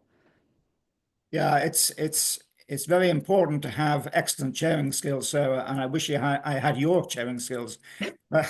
I tend to try and be tactful, and anybody who knows me will say that I am not tactful, and it doesn't work extremely well. So I probably need practice on that. But a good chairman is definitely a key element. Okay, brilliant. Well, with that, John, I shall take that on board. Thank you very much for the compliment. Everyone, please put your hands together for the wonderful John Ashton. Thank you very much. Excellent. So now, just as we switch over our wonderful presenters, and John, if you're able just to stop sharing your screen, that'd be amazing. Thank you very much. Next to our wonderful stage, we're going to welcome all the way from Namibia, the lovely Kambada. Now, Kambada, I'm going to just hand over to your wonderful self, I think, to say some words to kick us off, and then we're going to get to go into a discussion. So over to your lovely self. Thank you, Sarah, for those wonderful words. It's not often that I get referred to as lovely, so that's a nice introduction. I would like to first start by thanking Matt and the organizers for inviting me. This is my first time participating in the Responsible Raw Materials Conference, and I would like to thank the organizers for putting this together. I know it's a lot of work. I've organized several events myself, so well done, team. I would like to just put a note that my talk is a bit different from the previous presenters. It's an individual take. So it's an individual take on what collaboration means to me, and it's coming from a Namibian perspective or a Southern African perspective. So I am going to start my talk with just briefly giving you context on who is this person who is talking to you. So this is a bit about me. How did I get to where I am today, and how my collaboration experiences have shaped me. So is my take as a geoscientist in an African space just an individual spin on collaboration. So as I was introduced, my name is Kambada Mopieni. I'm a Namibian person, and I have a very diverse background. I started my undergrad studies at the University of Namibia, and then I moved on to South Africa. Most of us in Namibia, because it's a small country, we go and study in South Africa. From there, I studied in the Netherlands. And then I also studied in Australia, and I was also in Perth. And over my career, I have studied with different researchers in these different institutions. And I can say that at all the research institutions, different approach, different take on same solutions. So, and I will give context to that later when I give my insights. Of course, I started my journey at the Geological Survey of Namibia in 2004 as a simple, young, bright-eyed mapping geologist, and I progressed into GIS and remote sensing. And as I went up my career, I moved into data management and information management. And from there, as I went further up the ladder, I kind of moved into the science policy space. And this is now those people who are scratching their heads and saying that my profile says UNESCO. From science policy and advocacy, I gradually moved into science governance, and then I found myself at the United Nations. So I currently am the National Program Officer for Natural Sciences at the Windhoek UNESCO office. And the previous speakers mentioned a lot of initiatives, AMREC and so forth. I have colleagues who have worked in AMREC. So through my journey, I have touched on various collaborations that I mentioned before me. And before I start with my particular insights on collaboration, I just wanted to say that my journey from a bright-eyed mapping geologist to the UN was made possible by many supportive people on my way, starting with my family, my dad. I had very supportive bosses at the Geological Survey of Namibia, in my universities all over, especially in Australia. I had very supportive supervisors. I did an internship at CSIRO. I had wonderful people. So many people of different cultures and backgrounds have opened doors for me. Now, on collaborations. You know, I attend a lot of meetings, people with good intentions. I'm the person who is on the receiving end of when people sit in the Western world and say, "Oh, I want to collaborate in Africa. Oh, I want to make a difference. I want to make the mining world better. There's poor kids in Africa. Let me go there." So it's people like me who are at the receiving end. I'm sitting in my office, minding my business, and a bunch of European scientists or Australian scientists or American scientists come and say, "We want to collaborate. We like Namibia. You have great geology." What does it mean for a scientist like myself in Africa? So, as I said, best intentions don't always work. Sometimes it works, and sometimes it's a bit tricky. Mind you, I'm a female, I'm a young lady. There's all this drive about, well, I was when I started with the collaborations. There's this drive about involving young people. And because of these initiatives, I often found myself as the youngest in the room, the only female, and the only African. So this is as a result of all this diversity, initiatives of inclusiveness, and so forth. And I might say that I ended up in all these meetings often saying that I appreciate that I'm invited and so forth, but please note that Africa is a vast continent, and my experience and my perspectives only apply to Namibia, and if I can stretch it, perhaps to Southern Africa. Now, the previous presenters mentioned a lot of keywords, which I'm going to touch on. And number one that was repeated a lot was the word listen. So a lot of people highlighted the importance of listening to your collaboration partners. Trust was also mentioned a lot, and our communication was brought up quite a lot. Throughout my collaboration journey with various scientists from different countries, I've collaborated with people from Europe, Australia, Latin America, US, Canada, spanning from geological surveys, academia, private companies, and NGOs. And I think some of you are wondering now, how old is this woman? I'm not going to reveal that in this talk, but let's just say that I'm no longer qualified as an early career scientist, nor can I apply for the Young Earth Scientist Network. So all these people have given me different insights on collaborations, and I can testify that trust is a very important component. I think some people think they have good intentions, but because they don't take the time to understand the culture that they are working with, we have misunderstanding in communication. Respect is important. And I've seen a lot of publications about helicopter research and so forth of people coming from, let's say, northern hemisphere to the southern hemisphere and dictating to southern researchers and kind of not viewing people as equal partners. I think it's a two-way street, and communication is very important. And one of the good recipes is to acknowledge our differences and to learn from each other. And also to have empathy. I think that was mentioned by the previous presenters. That being that while your colleague might say, okay, where is a good place to meet? You might find people from the Northern Hemisphere will be like, oh yeah, South Korea is a nice place.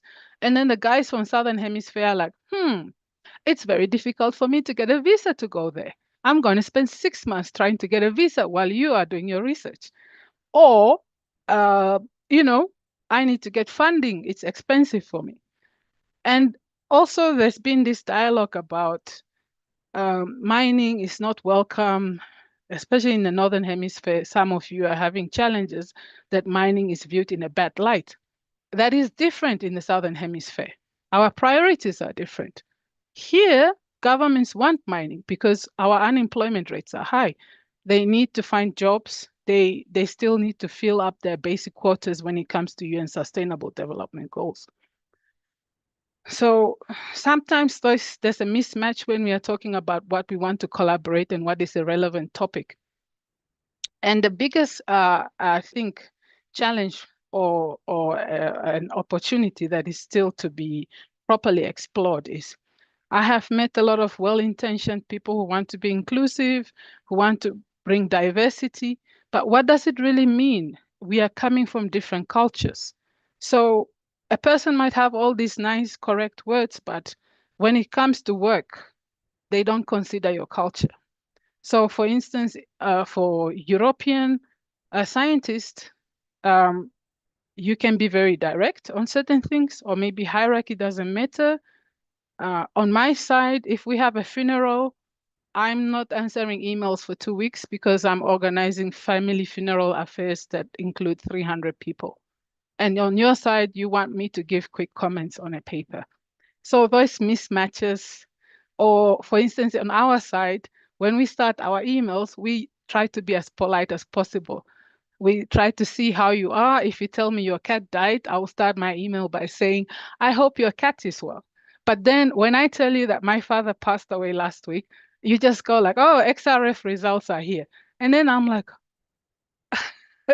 so those cultural differences can make the difference in collaboration. Now, I know somebody might say this is social sciences, but before we get to the sciences, yes, we all have bachelor's and master's degrees. We are human first, and we are brought up differently with different cultures. And maybe one of the common things is Western scientists coming to Africa, or at least Southern Africa, and asking, oh, I have this idea, what do you think? And you're met with a wall of silence. We don't operate like that. An elder asking me, what do I think? I have lots of opinions, but I will not tell you, because you need to make sure that it's safe for me to give opinions to you without repercussions. So those cultural nuances matter. But of course, despite all these insights, I can happily report that I've been one of the fortunate ones that here in between the challenging experiences, I've had many good experiences in collaborations with people from different cultures. Even for myself, my talk was from the Western African perspective, looking at the West, but even my fellow Africans, when they collaborate with Westerners, have a lot of improvements to make in understanding the two different cultures. And I think I would just like to close off by saying that there's all this talk about sustainable development, responsible mining, and so forth. But I think there should be also responsible science, and we should just acknowledge the hang-ups that we have at the back of our minds.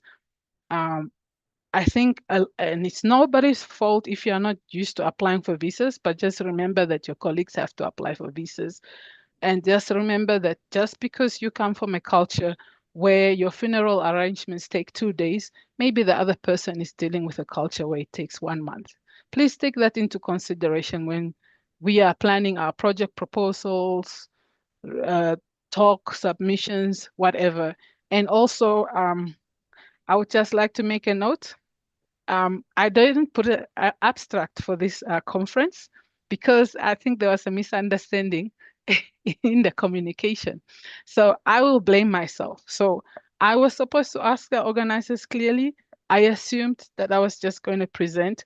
And when I received the request for the abstract, I was like, I do not remember getting a request for that. So this is just a small example that relates to myself on miscultural communication. And I think with that, I hope I'm not over my time. Thank you very much for giving me an opportunity to share my individual insights on collaboration from a Namibian perspective. Fantastic. Thank you so, so much, Kambada. That was absolutely amazing. Round of applause, everybody, for the wonderful Kambada. We've got a few minutes actually available for questions. I'm just going to remove your spotlight so that we can all see one another. I'm running quite a large set of workshops in a few weeks' time. And to that, we're going to have people from all around the world.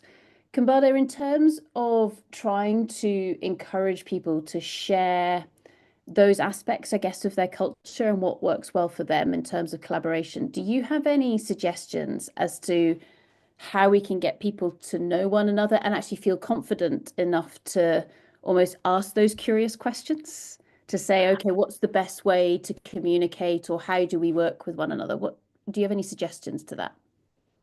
I think one of the things comes down to respect and trust. And respect, I mean that my input is actually meaningful, and I'm invited because you actually want to hear from me, and not just because you want to say that you have a diverse group of people on your panel or something. So I think it's very important to come across that you really want the input, and not just because you want to fill a quota. Because I think, was it John before me? He gave a nice example that I can use as an analogy, where he mentioned that you come up with set opinions, you hire consultants, you hear what they say, and then you do something else differently. So I think the same goes with, sometimes people organize these events where you have all these different opinions presented to you, and then afterwards you go back to business as usual. And Kambada, with that, from a Namibian perspective, say I came to Namibia and I made a suggestion and you went, oh yeah, very good. And then you thought, actually, no, we know better than that, or whatever, this is what we're going to do. How would you welcome me into your decision making? Does that make sense?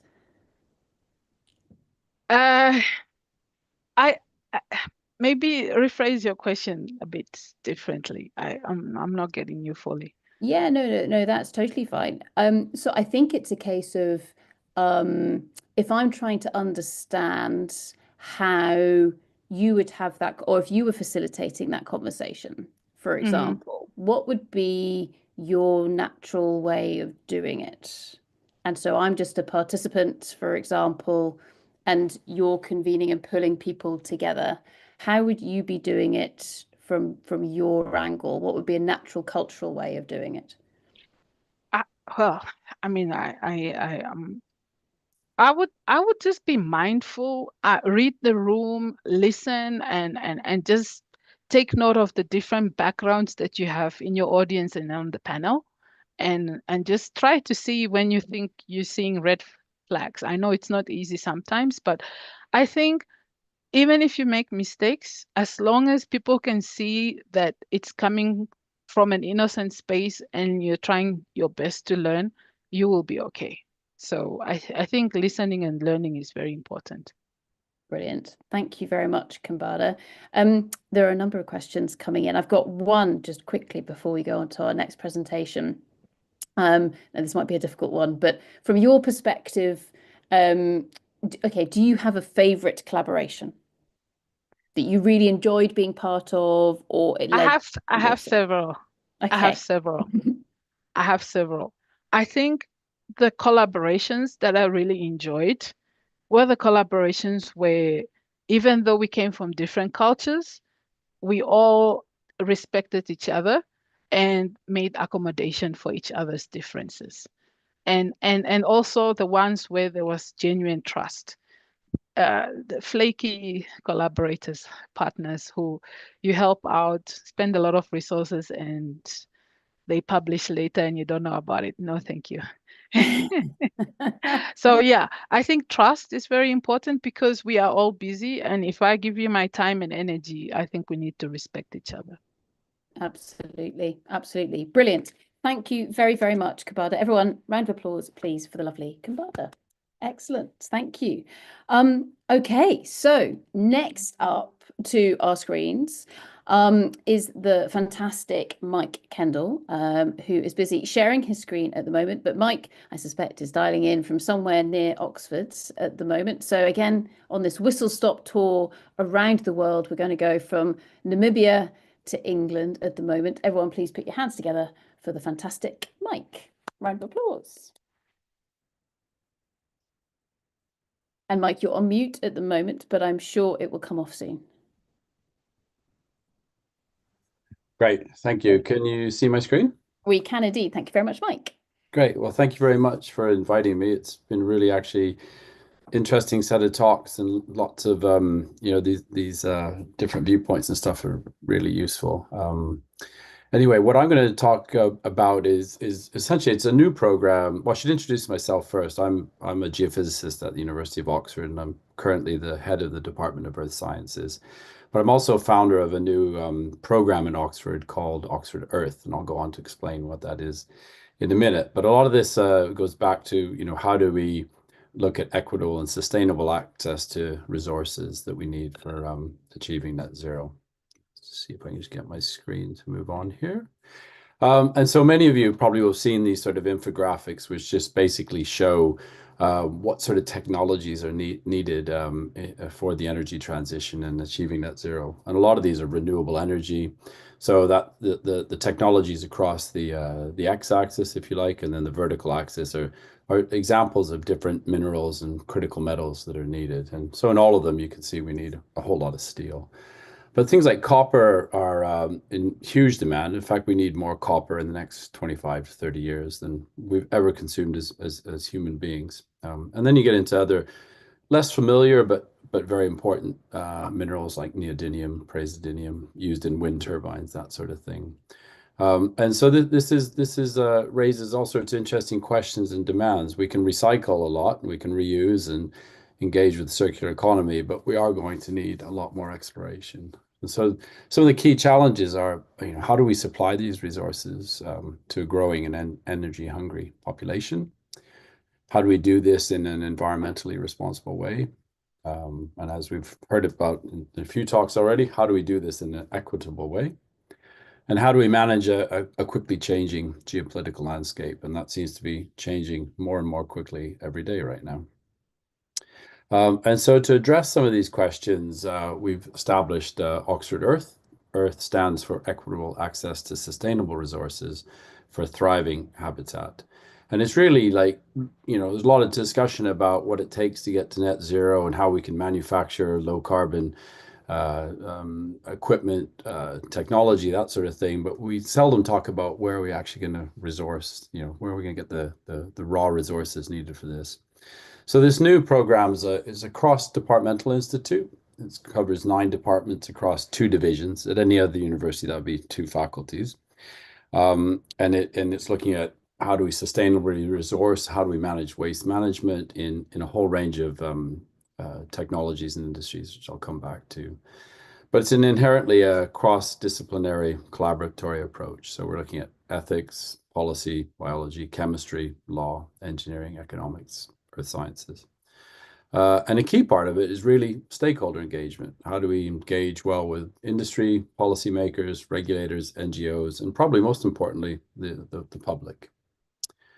And so there's different themes that we're looking at in the program. A key one is critical metals. How do we do a better job of finding critical metals with conventional technology? But what are some of the more disruptive technologies that we can use to find things like lithium, rare earth elements? Critical gases, hydrogen. There's a lot of talk about hydrogen. You don't hear so much about helium, but helium is also in very, very short demand right now. A very interesting area, which I'll say a bit more about later, is how can we use microbes in metal recovery and bioremediation, that sort of thing. How do we look at environmental impact, remediation of old mine sites, for example?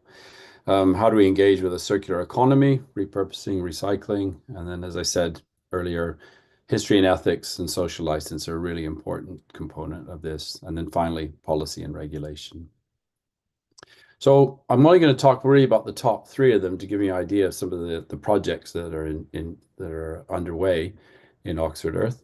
The first is this idea of using microbes in mineral bio production. So this is a collaboration between earth sciences and engineering. And Julie Cosmides, who's from my department, wrote a very interesting opinion piece really on, will tomorrow's mineral materials be grown? And what's kind of key to this is, can we use mineral forming bacteria to recover mineral resources from waste? Or can we use biominerals to advance materials for technological applications? So for example, Julie looks at using industrial waste to grow or manufacture sulfur lithium batteries. And so there's a lot of work on, the micro community is diverse. How do you manipulate the genes and the DNA to, preferentially extract the minerals for the application that you would like? And working in synthetic biology is a huge emerging field right now. And one of the things that we're looking at is, how do you adapt these metal accumulating bacteria to thrive in hot geothermal fluids? Reason for that is that geothermal fluids often contain a huge amount of critical metals depending on the tectonic setting. And there's, robotic platforms now for doing this in a very large scale. And this is something that Harrison Steel is really pioneering here at Oxford. I always think Harrison Steel is one of a great name for working in the mineral industry. Then another theme that's a lot of research is going on here in Oxford is looking at hydrogen, and the primary emphasis is on natural hydrogen and really sort of better understanding how natural hydrogen is produced, what it takes to have a reservoir of natural hydrogen. So we can look at things like water rock interactions or serpentinization or radiolytic sources, and it covers a whole range. Basically the tectonic pantheon of terrains that we can look at around the world. And Chris Ballantyne and Mike Daly are really leading this, and they have a Nature Reviews paper just coming out, which really shows some of the exemplar places to look for this. And it also feeds into this very interesting conversation about, the rainbow of colors of hydrogen. And, I think gray and blue are a lot less appealing for a large number of reasons, but it's essentially green versus natural, or what some people call gold hydrogen. The cost of green hydrogen is going to get cheaper as renewable energy. This is the idea that you form hydrogen through electrolysis and you use renewable resources, so zero carbon energy to produce that. And this is going to get cheaper and cheaper and will eventually become cost effective. But the cost and carbon footprint of natural hydrogen right now make it a very highly competitive source. But it's the key challenge is finding these reserves and ensuring that we've got the gas quality and hydrogen purity that we need. And then I'll just finally talk about this idea of co-recovery of metals and geothermal energy, which is getting a lot of press right now. One of my colleagues, Professor John Blundy, wrote a paper recently that was picked up by the Financial Times, the title being "The Next Critical Mineral Soup Could Be Volcanic Soup," or mineral source could be volcanic soup. And again, this is a collaboration with chemistry. So if we conventionally, let's say, look at copper, we'll look for a mine like this. This is Cerro Colorado in Chile. This was once an active volcano many millions of years ago, and it's cooled. And through exploration, we've found, people find these copper deposits. They dig a huge hole in the ground. 99% of the rock that's excavated is thrown away, and then it's processed and copper is produced. And one of the things we're looking at really is, rather than trying to find an old extinct volcano, can we go to a active volcano? So here's Mount Etna in Sicily. And this is on the left is the gas flux coming out of Mount Etna every day. And so there's a whole bunch of the periodic table here is being emitted out the smokestack of Mount Etna, but I'll draw your attention to copper, seeing that's what we've been talking about. Over 10,000 kilograms of copper are emitted from Mount Etna each day. And we know that if that much has been emitted, there must be more trapped in condensed fluid underground. And there's about 2,000 of these sort of degassing volcanoes worldwide. And finding one of these volcanoes is a lot easier than finding the next copper mine. And the key question is, can this be accessed economically? And just to show you, it's not such a ridiculous idea. This is not a volcano, but it's a 89,000-year-old granite heat source called Kokonda in northern Japan. And here they're drilling deep to try and find supercritical geothermal sites. And in 1995, they drilled nearly 4 kilometers deep, got temperatures of 510 degrees. And the brines, the salty liquids that were recovered in this from this borehole were incredibly rich in minerals. So again, just looking at the left here is the parts of the periodic table. You can see huge amounts of gold, copper, zinc.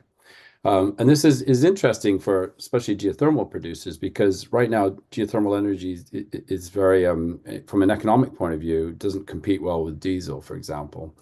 But if you can add an extra revenue stream through co-recovery of metals, all of a sudden, in fact, the most valuable thing here in Kokonda would be metal recovery. And very often geothermal companies try to stop scale and metals being brought to the surface by flushing acids down boreholes.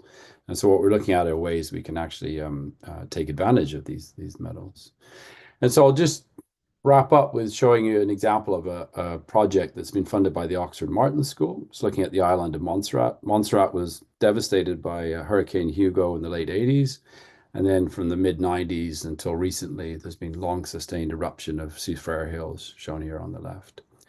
And this is an island that's gone from nearly achieving independence from the UK to a diaspora of nearly 10,000 people leaving the island. And they really desperately and passionately would like to become more self-sustaining, certainly in terms of energy. They rely on diesel, which is intermittent right now and quite expensive. And so we brought together a program that brings together scientists, economists, people looking at circular economy, history, and reflections of ethics, and exploring really the interconnected issues across the themes of resources, rights, risk, and resilience. And there's different work packages. I'm sort of leading the, how do we optimize exploration for the geothermal and mineral endowment in this area. The second one is looking at how we actually get it out, what chemistry and engineering is needed. The third is looking at the economic and regulatory framework. And the fourth is equitable extraction and social license.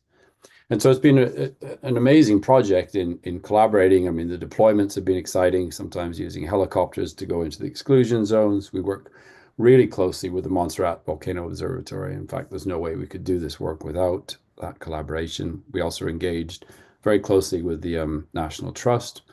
One of our postdoctoral researchers from history has spent 6 months on the island doing ethnographic studies. There's a picture of being involved in cleanup of the beaches at some point. We're engaged with the government, both the British FCDO government, but also the Premier. This is the newly elected Premier Ruben Mead, who's coming to visit us in a few weeks' time.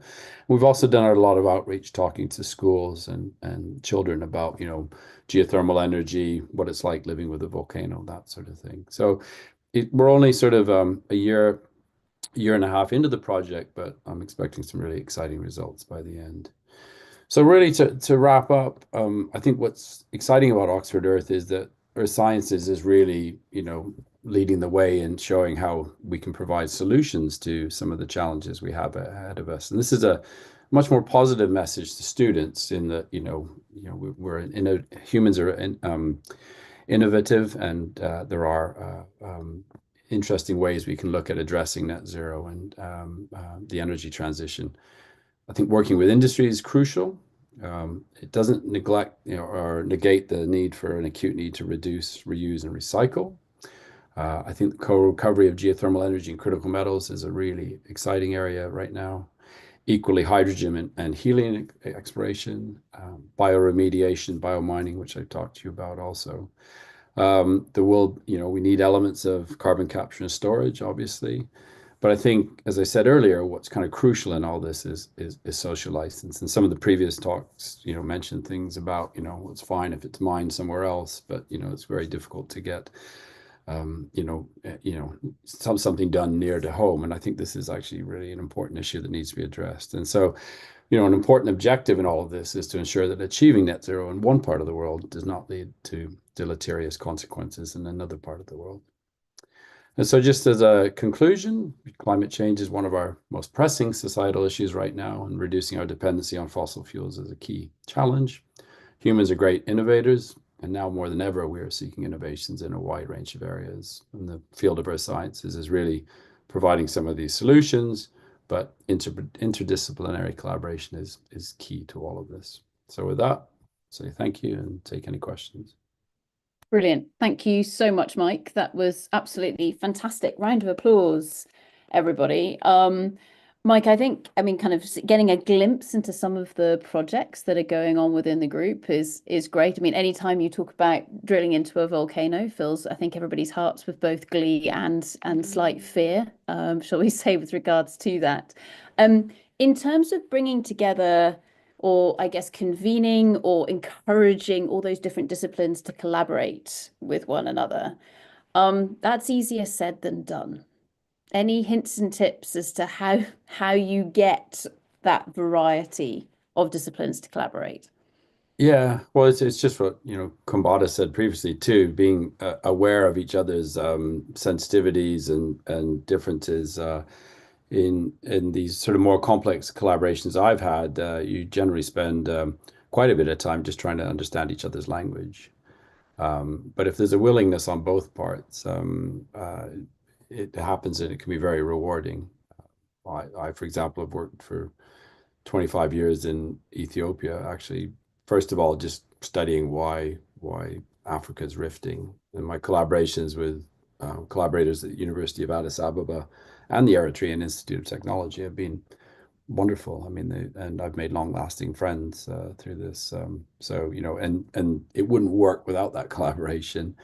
What I've found interesting in Oxford actually is just how enthusiastic and people are. They really do want to collaborate on these topics. I had absolutely no problems bringing people to this program. But yeah, you do have to really understand. We had with the social scientists, we had sort of a bit of a surprise at the beginning where we thought we'd sort of done everything properly, and they just said, well, you didn't ask us what we needed for our field work. And our field work isn't going out for a week, putting out instruments. It's like we need to spend months with a population. And that was a big sort of, okay, well, I hadn't quite realized that. So it's a bit of a long-winded answer, but yeah, that's. No, I think it's great because it's almost the kind of learning from the surprises that one another have. So, for example, as you mentioned on the social science side, actually, it takes years to often develop the trust and the relationships so they can even begin to kind of almost start collecting the data sets. Whereas from the physical science perspective, the rocks don't speak back, but actually we use sort of very different techniques. Have you had any other surprises so far? Well, an interesting one, I wouldn't say it was a surprise, but I've noticed this before working with the Montserrat Volcano Observatory. The worst thing you can do is to sort of come in and say, look, I'm an expert in this area, help us do all this experiment, this work. And there was a fair level of, I wouldn't say distrust, but I wouldn't say that we were welcomed with open arms. I think the volcano observatory has got a bit of fatigue with scientists coming and saying, I want to study this volcano because it's active, and they're meanwhile trying to manage the hazard and the risk on a day-to-day basis. And in some ways it's like, and again, it was just like, look, you know, everything we're doing will feed in, will help you with the, and it's mutual respect, right? It's like, you know, what they've been doing is absolutely phenomenal on a shoestring budget, and recognizing that. And so yeah, there's that wasn't surprising, but yeah, it took certainly a little while to get over that sort of natural distrust, or as Kambada said, you know, people come in, do all this exciting research, leave, and next thing you know, a paper is published where, you know, they're not even, you know, they may be acknowledged. So whereas we've right from the beginning involved, you know, those scientists in our publications. So. Yeah, absolutely. It's so important. And one final question that's actually just come in, that's then about working with industry. So you mentioned industry collaborations, and sometimes the driver or the kind of the outputs that industry wants are perhaps different compared to, I don't know, say the observatory or Montserrat, or from an academic perspective. Have you got any thoughts with regards to how do you bring those together? Yeah, I mean, you know, I'm sure many of you on this in this meeting are more of experts at this than me. I mean, what we're trying to do in the autumn, we'll bring together a whole range of stakeholders to discuss, you know, these issues precisely. You know, what are the concerns, and so it'll be a sort of a 2-day workshop where, I mean, the vision is to get, you know, as extreme as Just Stop Oil and Shell in the same room, and, you know, a big mining company and a big environmental NGO, and have just really robust conversations to try and understand where each other is coming from. So actually, if any of you'd be like to stay in touch or get involved in this, please email me. But yeah, I think we're in early days of that process right now. Brilliant. That's absolutely fantastic. Well, with that, thank you very, very much, Mike. Round of applause. Fantastic presentation. And we'll all still keep guessing what island that map is off just beside you here. Oh, St. Lucia. There we go. So for those of you who have been wondering, there's the answer. Excellent. Thank you very, very much, Mike. Thank you. So our final presentation or conversation of today, or this morning, I should say, comes from, we're going to go all the way over to Manila, and we're going to welcome Claire to our stage, but also Selena. So Selena is based in the UK and has had lots of conversations with Claire over the last week or so, and we're going to let them have a conversation about collaboration. So Claire and Selena, over to the two of you. Thank you very much. Wonderful. Thank you, Sarah. Hi, Claire. Can you hear me? Oh, good. Brilliant. It's so good to see you. Thank you so much for joining us. Yeah, so just for everyone else, we met when I was part of a consulting team supporting you and your team developing a sustainable business strategy for the Oyu Tolgoi copper mine in Mongolia. However, I know your experience spans multiple sectors, including some time with the UN and international development roles in Vietnam, Afghanistan, and Tanzania, and now at ADB based in Manila. So I think to start with, it would be great if you could give us an overview of your experience and story, and then we can jump into a few questions. Yeah, no, thanks, Selena. Look, and, you know, hearing everyone speak today, I just wanted to say thanks for having me and helping contribute to the conversation. I've learned a lot and hope I can add to what others have said today. So, yeah, I'm at the Asian Development Bank now. I joined in January, and really it sort of brings together the many aspects of my career that you touched on. My focus has been predominantly in mining in Australia, Mongolia, and other places, as you've touched on. But really, what I am aiming to do here at Asian Development Bank is to establish their portfolio in critical minerals. So the World Bank, IFC, they're already EBRD. You know, there are many multilateral development banks already working in mining and supporting mining, but the Asian Development Bank has been in the camp of, oh, it's too risky, it's too scary. So I've come to ADB to help build that portfolio. But prior to that, as you mentioned, I was at Oyu Tolgoi, and my role was the general manager of strategy. And you know, we worked really well together, Selena. Thanks for your help there to establish this very complex strategy focusing on sustainable mining. So I won't talk too much more about myself. Maybe we can just jump into the conversation. Let's jump in, but thank you. That's a great introduction, and a challenging and interesting role that you're now in as well. A change, but very, very valuable. So you and I have talked previously about the challenges of both internal collaborations within companies, as well as those kind of critical external collaborations, such as, well, joint ventures, particularly in mining. So I think it'd be really great if we could explore a bit about your experience at OT, which is obviously a joint venture between Rio Tinto and the Mongolian government, and your current role at ADB. So first question from me is, if you were advising anyone setting up a new mining JV today, what would be your top 3 pieces of advice for ensuring strong collaboration between partners? Yeah, very thought-provoking question. I think first and foremost is the partnerships need to be equitable, and that equity needs to be both on paper but also perception. So I think, you know, I'm working on a project at the moment, which it's publicly available information, but there's a joint venture between Barrick, a Canadian mining company, and the government of Pakistan for an exciting potential project in Pakistan. And one of the things I really like about this joint venture structure is how it is very equitable. It's 50%, you know, Barrick is bringing the technical knowledge, knows how to build a mine, knows how to get the copper to the port. But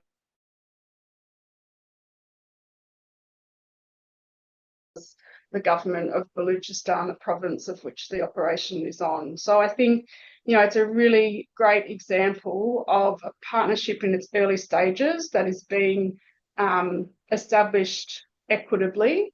I think another example of that comes to mind, and Kombata, you can challenge me on this, but I a couple of years ago went to the Namdeb operation in Namibia, and it is also, you know, it's a well-established joint venture between De Beers and the Republic of Namibia, and it is also a 50-50 joint venture.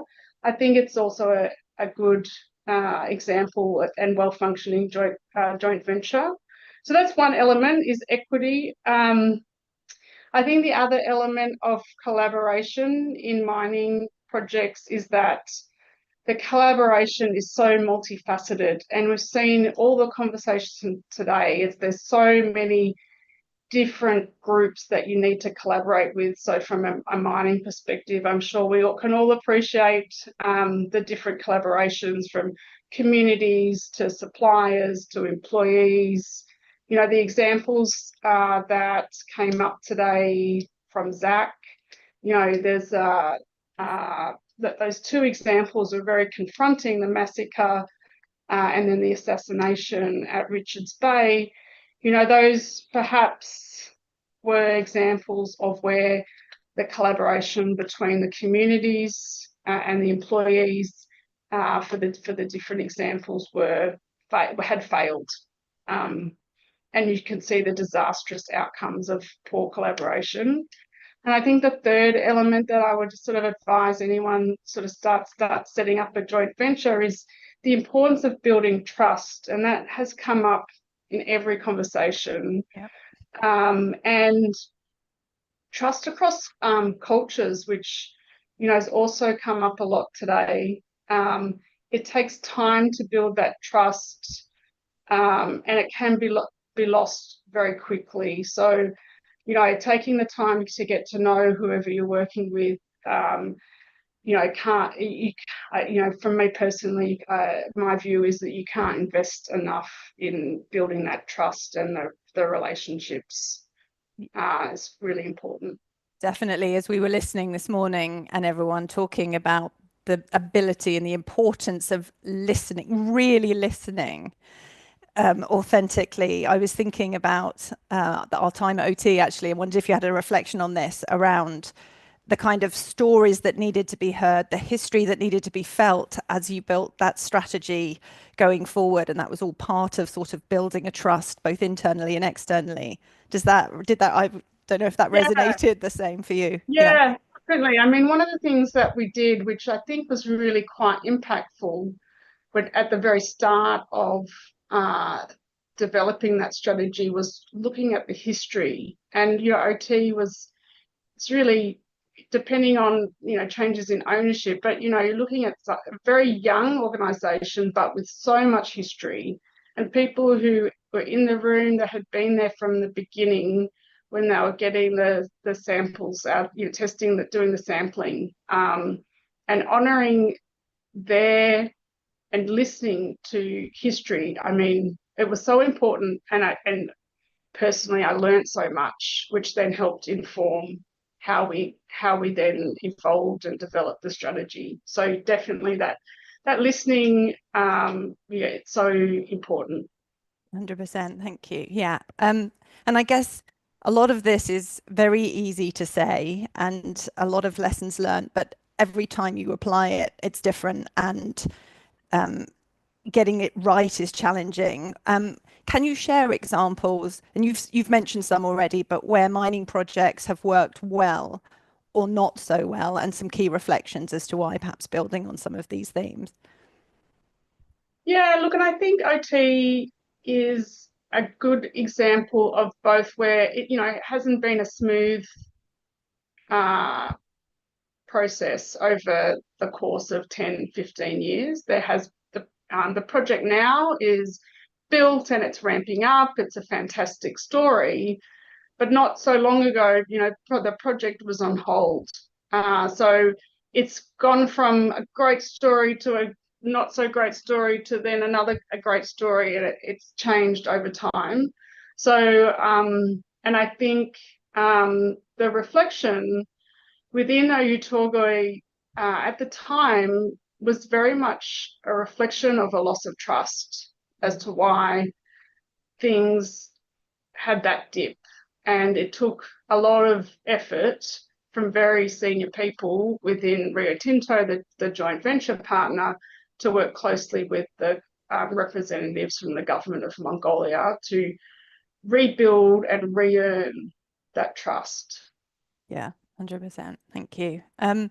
Moving to your current role now as an investor in mining companies, how important is evidence of collaboration from an investor's perspective, and how do you even measure it? Yeah, it's I suppose what an investor wants to make sure is that, you know, it's viable, and that it's going to make the return on investment, and unless you see strong partnerships, I think, you know, all mining projects of a significant scale will be done in partnership.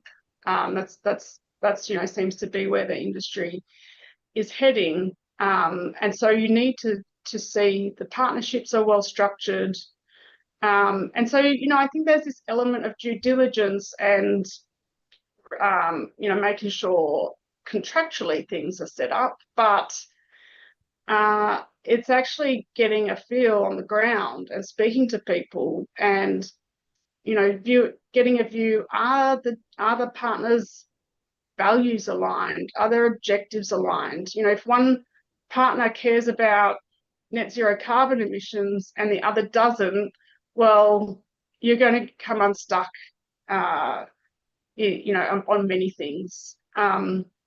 So I think, you know, when I'm in this role, what I'm looking for is demonstration of that alignment, both on the ground and in conversations, and, you know, like looking for the soft signals as well as what's actually documented in the contracts and paperwork. Yeah, fantastic. Thank you. And I guess understanding the cultures of both organizations and nations as well, all coming together. Again, a common theme to this morning, but very challenging to get that right. Yes. Yes. Brilliant.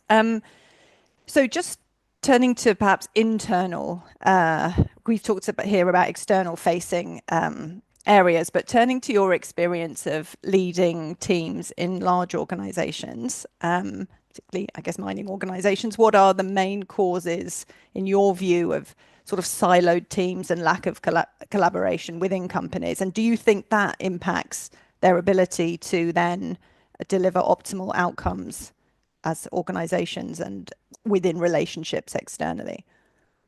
Yeah, look, I think to maybe answer the second part of the question first, you know, I think without collaboration, any organization, no matter what you're trying to do, is never going to deliver as much as you could. So, you know, if you know, there's that a saying: if you want to go fast, go alone, and if you want to go far, go together. And yeah, I mean, you can get good and quick outcomes without collaboration, but you can get much more sustainable, stronger impact outcomes through collaboration. That's what I firmly believe.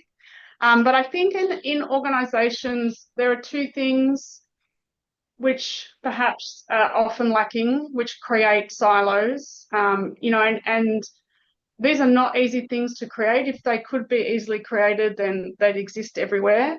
I think one is people having the skills of collaboration, and I think also, to Kambata's point, is the skills of cross-cultural collaboration on top of that.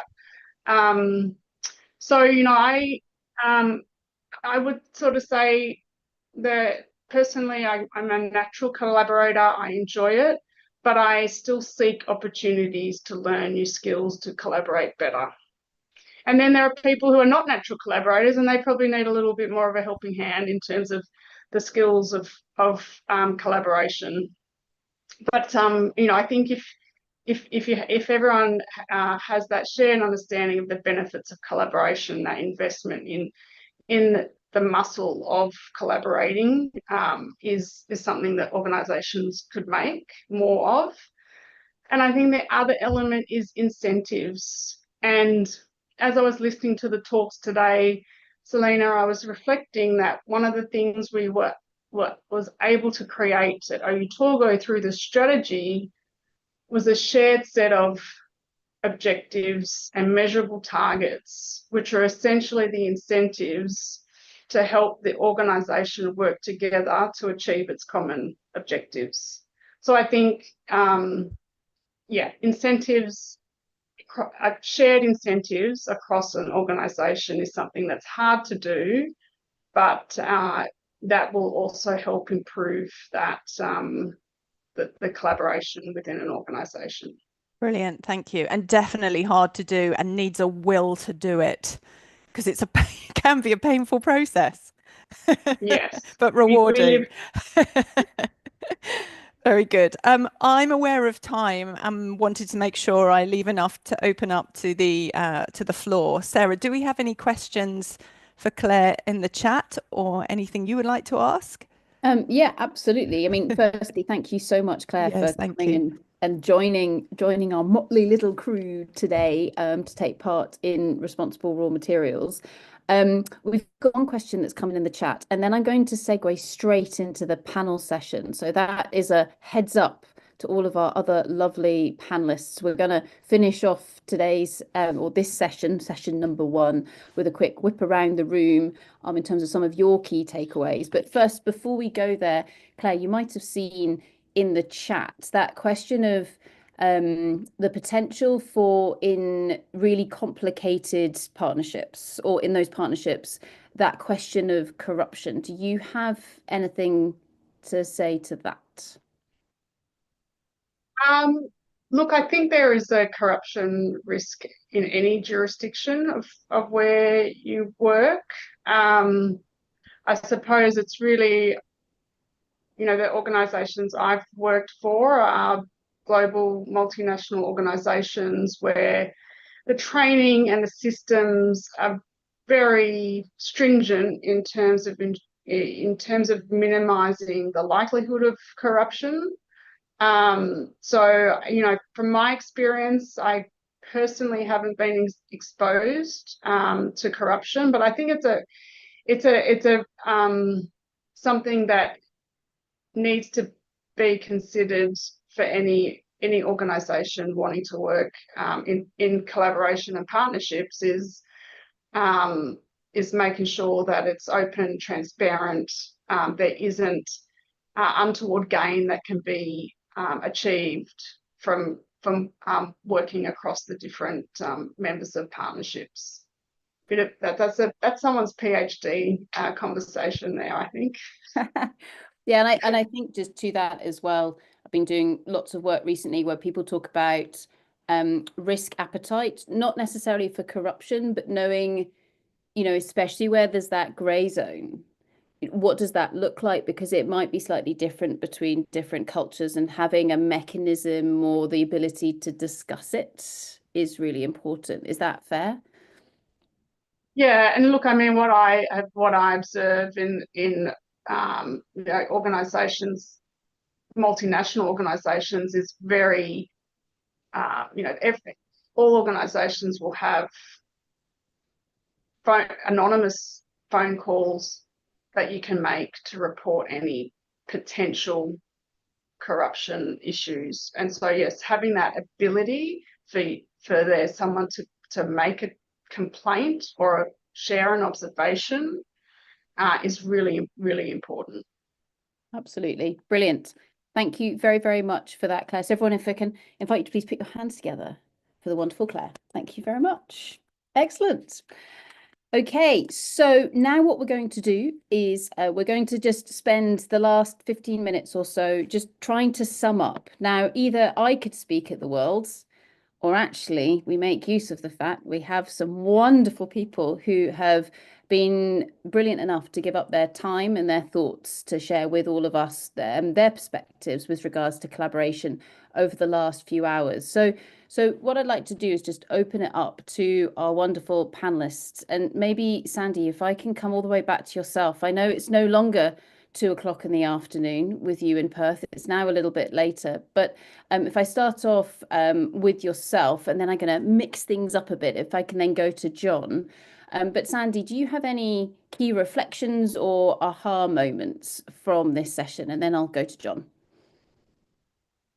Yeah, I think so the trust theme was really interesting, I think. So one thing that I've been looking at, the last few years in sort of my leadership journey.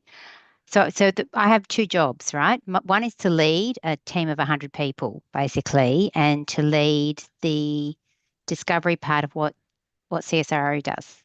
And the other one is the other one is the technical piece around that, to basically build an environment that facilitates innovation. And what I found is that trust component is really important to be able to do that. So you need trust, curiosity, and you need to be courageous to do it. And so when we collaborate, we need those 3 components all the time, because when you talk about risk, the mitigation of risk piece is important, but being courageous is really important, because you need to look for it, or you need to be able to go, okay, my gut feeling or my risk appetite can't take me there. But you need to be courageous as well to have that conversation with a potential partner, right? So you might be able to overcome it because of these nuances in cultural nuances or things like that we've been, talking about today. So I just think it's a real lesson in human behavior as to how we can break through barriers to collaborate better, to not leave different regions or jurisdictions behind in our journeys towards net zero, et cetera, et cetera. It's all completely connected. And I think one of the issues that we've had perhaps in the past is this way of siloing our expertise and just hanging out with our friends kind of thing, and not moving beyond those boundaries. But, this panel today has been really interesting, and I can see lots of opportunities going forward. Awesome. Thank you very, very much for that, Sandy. John, what about your perspective? And then let's go to Kambada. Yeah, rather similar. I mean, there are a lot of opportunities for collaboration going forward, but as I raised in my talk, one of the problems is confidentiality in terms of some of the technical data. And, we need a fairly large initiative to get over that, even in a country like Ireland, where it's one of the friendliest, most open countries in the world in many respects. From the first talk, I was amazed at the amount of technical data available in Australia. And again, I parrot my own hobby horse that we can look at the old data more than spend money on getting new data in some respects. And finally, the question I posed at the start, I do wonder and really worry about the fact that with all the good talk we're doing here today, when you go to the universities, they're closing down earth science departments. I'll leave it at that. Yeah, no, absolutely, John. And I think maybe we'll go to Kambada now, but then let's go to Mike and see if you have any thoughts on that as well, in terms of the departments closing down, but also your thoughts in general. So Kambada, how about over to yourself? You gave a fantastic presentation, but any reflections as a whole, and then we'll go to Mike. Yeah, I think for me it was great learning from everyone how they approach collaboration, and I think getting it right is very important, not only socially but financially, because you save a lot of money when people are working well together, and I think it's the way to go when you want to get good results and solutions. So for me, it was very interesting to see the different examples of how the collaboration has really helped the research. And yeah, I mean, I think it's a subject that, or at least a module that should be included in school. Maybe not collaboration, but social skills, because as Claire mentioned, some people have it in them, and some others need to get a bit of a helping hand. So I think that's my key takeaway on that. Absolutely, and perhaps different disciplines attract different people as well with regards to that. So fantastic. Thank you very much, Kambada. Mike, let's come to yourself, and then we'll bring in Zach to the conversation. Okay. I mean, just commenting on that recent, the comment about being adventurous, and some people communicate well and some people less so. I think recognizing that and kind of embracing that's really good. You ideally want somebody who's super optimistic, adventurous, and then you always want the person who's slightly kind of not the naysayer, but well, that's gonna be hard. So you got a reality check, but also recognizing, certainly in universities, there's a lot of neurodivergent people that are not great communicators, but they're brilliant scientists, and recognizing that not everybody, I think some of the mistakes academia has made in the past is every professor expects every student to be like them. And it's if they were all like them, then there wouldn't be any room in universities. So it's kind of understanding that's really important. In terms of the John's point about demand for sciences, it's a big issue. It's there are departments closing, there are declining numbers of students applying, and yet industry demand is growing. And so when I talk to schools, we do a lot of outreach at Oxford, especially talking to schools with people from less fortunate backgrounds. I really emphasize this is, you want to get involved in a societal problem and a solution. This is a great field right now. And I think we've had to change, 30, 40 years ago, it was all great. It was like oil and gas, mining, it's really good jobs, some of the best paying jobs you can get from a physical sciences degree, which is great. And then we went through a phase of, boy, look how doomed the planet is, and I, I think that attracts less students, and now it's a much more optimistic, message. So hopefully it'll change. I think, there's many issues in education in not just the UK, everywhere. Australia has it too. Just we're not funding things properly. Universities are really struggling to exist. You see it in the UK. I mean, Dundee has just laid off 20% of their staff. It is a big challenge, and so I think it's, I guess people like me, it's my job to lobby politicians and say, look how important this subject is. And then equally, if you have students sort of saying, I really want to study that subject, then that keeps courses going. But it's not an easy, I think it's a very doable challenge, but it is a big challenge right now. Yeah, absolutely, Mike. And I guess the things like the business model of universities is tricky because it doesn't break even often. No, and we're asked on one hand to operate like a business, but then we can't, then there's government things that mean we can't operate like a business. So I think the model, certainly in the UK, has to change. Yeah, absolutely. Thank you, Mike. Zach, what are your thoughts reflecting on today's session so far? And then we'll bring in Erica. Thanks, Sarah. Look, I think a lot of good reflections and thoughts. I think the one thing that we're kind of teasing around the edge of a lot is the need to build these relationships and build these collaborations or the platform for the collaboration way before the collaboration is needed, so that at the point where you now need to work together, you can. And I mean, mining, I think, has a long history of being really rubbish at this, of going, well, I know I came out of capital projects, and back in the day where sustainability and social were kind of the last check, as once you had built all the technical stuff and you'd done all the technical planning, and then you got to sustainability and social, and you went, I can't believe you're keeping us out of starting our project now. I think that's improved. I'm not just taking a run at mining here. I think, and this is difficult for us to understand, I think, as humans, but also as businesses. We actually need to be investing time, investing effort, investing money in building up relationships with the world that are not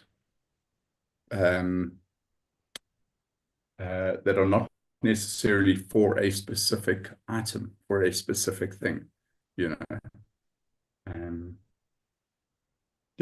that would, a lot of what Kombata said around understanding these kind of cross-cultural engagements and things, that's how we learn, is we start to build those relationships, we start to understand them way before we need them,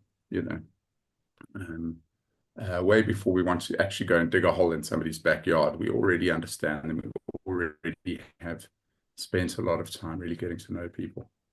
Anyway, that's just my very brief thoughts on that. Thanks, Sarah. And I guess with that as well, Zach, it almost comes back to what Mike was saying earlier in terms of the surprise was the way in which we collect data and understanding is very different, and that appetite to go and understand a situation from like very, very early on then actually helps to make the decision as to, well, actually, even though there's some juicy rock in the ground, doesn't necessarily mean to say we should go and extract it, or actually, if there is juicy rock there, what might be the best sort of mechanisms that we need, or where do we need some sort of radical change in terms of the mining technique, for example. So what does that mean? And as you say, traditionally, the kind of working with communities has happened quite late, often in those discussions. So brilliant. Yeah. Only kind of once we know that juicy rock is worth the squeeze, as opposed to happening way up front. Yeah, absolutely. Thank you very much, Zach. Erica, how about yourself? And then we'll go to Claire. Yeah, so what's striking to me, or maybe shouldn't be so striking, but I think one takeaway from our discussions and interventions is that we all think about this in very similar ways. We seem to be very aligned when it comes to respect, to listening, understanding who's on the other side of the table, building trust, sharing what we know, and all of those things. So I think that's, I actually feel quite happy about hearing all your experiences from this. Something that I think was very interesting was what what Mike said about the field work and the social scientists saying that you didn't ask us what we needed. But I think in collaboration, it's super important. And I guess that's where courage comes in, that when you enter a collaboration, you also need to explain what you need. You can't just wait for someone to ask you. It's a responsibility from all partners to actually explain what they need to be able to do a good job. So I think courage is coming in there. Maybe you don't even think that you could ask, but I think it's super important. And then also what Zach said, that I remember a conference 20 years ago where we started to discuss social license to operate. And I said that, but you need to invest in this because it's becoming more and more of a showstopper. And some of the companies around the table looked at me like I was crazy, but now they're doing it. So I think it's also, it's a development, and you shouldn't give up because they think you're crazy at some point in time when you say something. You need to repeat, and you need to show it by example and all of those things. I think I've learned a lot, and I think this was a really good experience for me to hear all of your stories. So thank you. Amazing. Thank you so much, Erica. It's brilliant. And Claire, how about yourself? My reflection really is what I'm asking myself out of all this. It's been fantastic to hear everyone's thoughts, but my question to myself is, well, what am I going to do differently tomorrow to help myself, to help my colleagues, the organisation I work with, the organisations externally that I work with, to be more impactful through collaboration? So that's the question that I'll reflect on. Brilliant. And you're not going to give us the answer, are you, Claire? Because you're still reflecting on it. No, fantastic. Well, I guess just to finish off, does anybody have any key things that they are going to do that's a bit different off the back of this? Everyone's sitting pondering at the moment. I might give Zach a call, seeing as he gave his phone number out to everybody, but I had that already. I think from a personal perspective, I'm really looking forward to, we've got another 3 sessions of this with crops of different people from around the world. So for example, in a few hours' time, we're going to be hearing from some people from North America who are going through a massive change in the context in which they live and work. So I'm really keen to hear some of what they're experiencing, what they're feeling at the moment, because I think that's incredibly interesting. And then building on what Kambada was saying is actually how can I summon that courage to really try and have that empathy and understand what does somebody else need from that collaboration perspective. I know what gets me out of bed and wanting to collaborate, or at least I think I do. But what brings somebody else to the table and creates that trust and respect with them? And how do you find that in a way that is respectful to them? So I think that's a little gremlin that's sitting behind my ears at the moment. So with that, I'm going to put you out of all of your misery, in case someone does have something, wave at me now. If not, what I'm going to do is say, okay, everybody, it is now 10:59 UK time, which means it's a different time wherever you are in the world, because today we've managed to have 7 fantastic speakers come and speak with us from around the world. Every person dialed in from a different country. So thank you so much for that. In fact, massive round of applause to all of you, because I think that was absolutely brilliant. In terms of the experience and the stories that we brought to the table, they've come from a whole wide variety of backgrounds. We've got another 7 lined up for you later on this afternoon. So this afternoon session starts at 3 o'clock UK time. So come and take part in that. And as you've seen, we're very much open to people contributing in the chat and also in the Q&A. And we've had quite a lot of people watching immediately on YouTube as well. So thank you very much to all of you with regards to that. We will attempt to sum all of this up. It's all being captured anyway in terms of the recordings. But when we get to the final session on Thursday afternoon, so in a few days' time, I think, Claire, to your point, I will have a more well thought through answer in terms of what I might do personally as a result of all of this, but very much welcome everybody else's thoughts as well. So with that, a massive thank you to the team behind the scenes who have kept everything going. You are true legends. 1 down, 3 to go. And thank you very much to our wonderful speakers. Round of applause. Thank you very much. Thank you, everyone. Thank you. Cool. Thanks, everybody.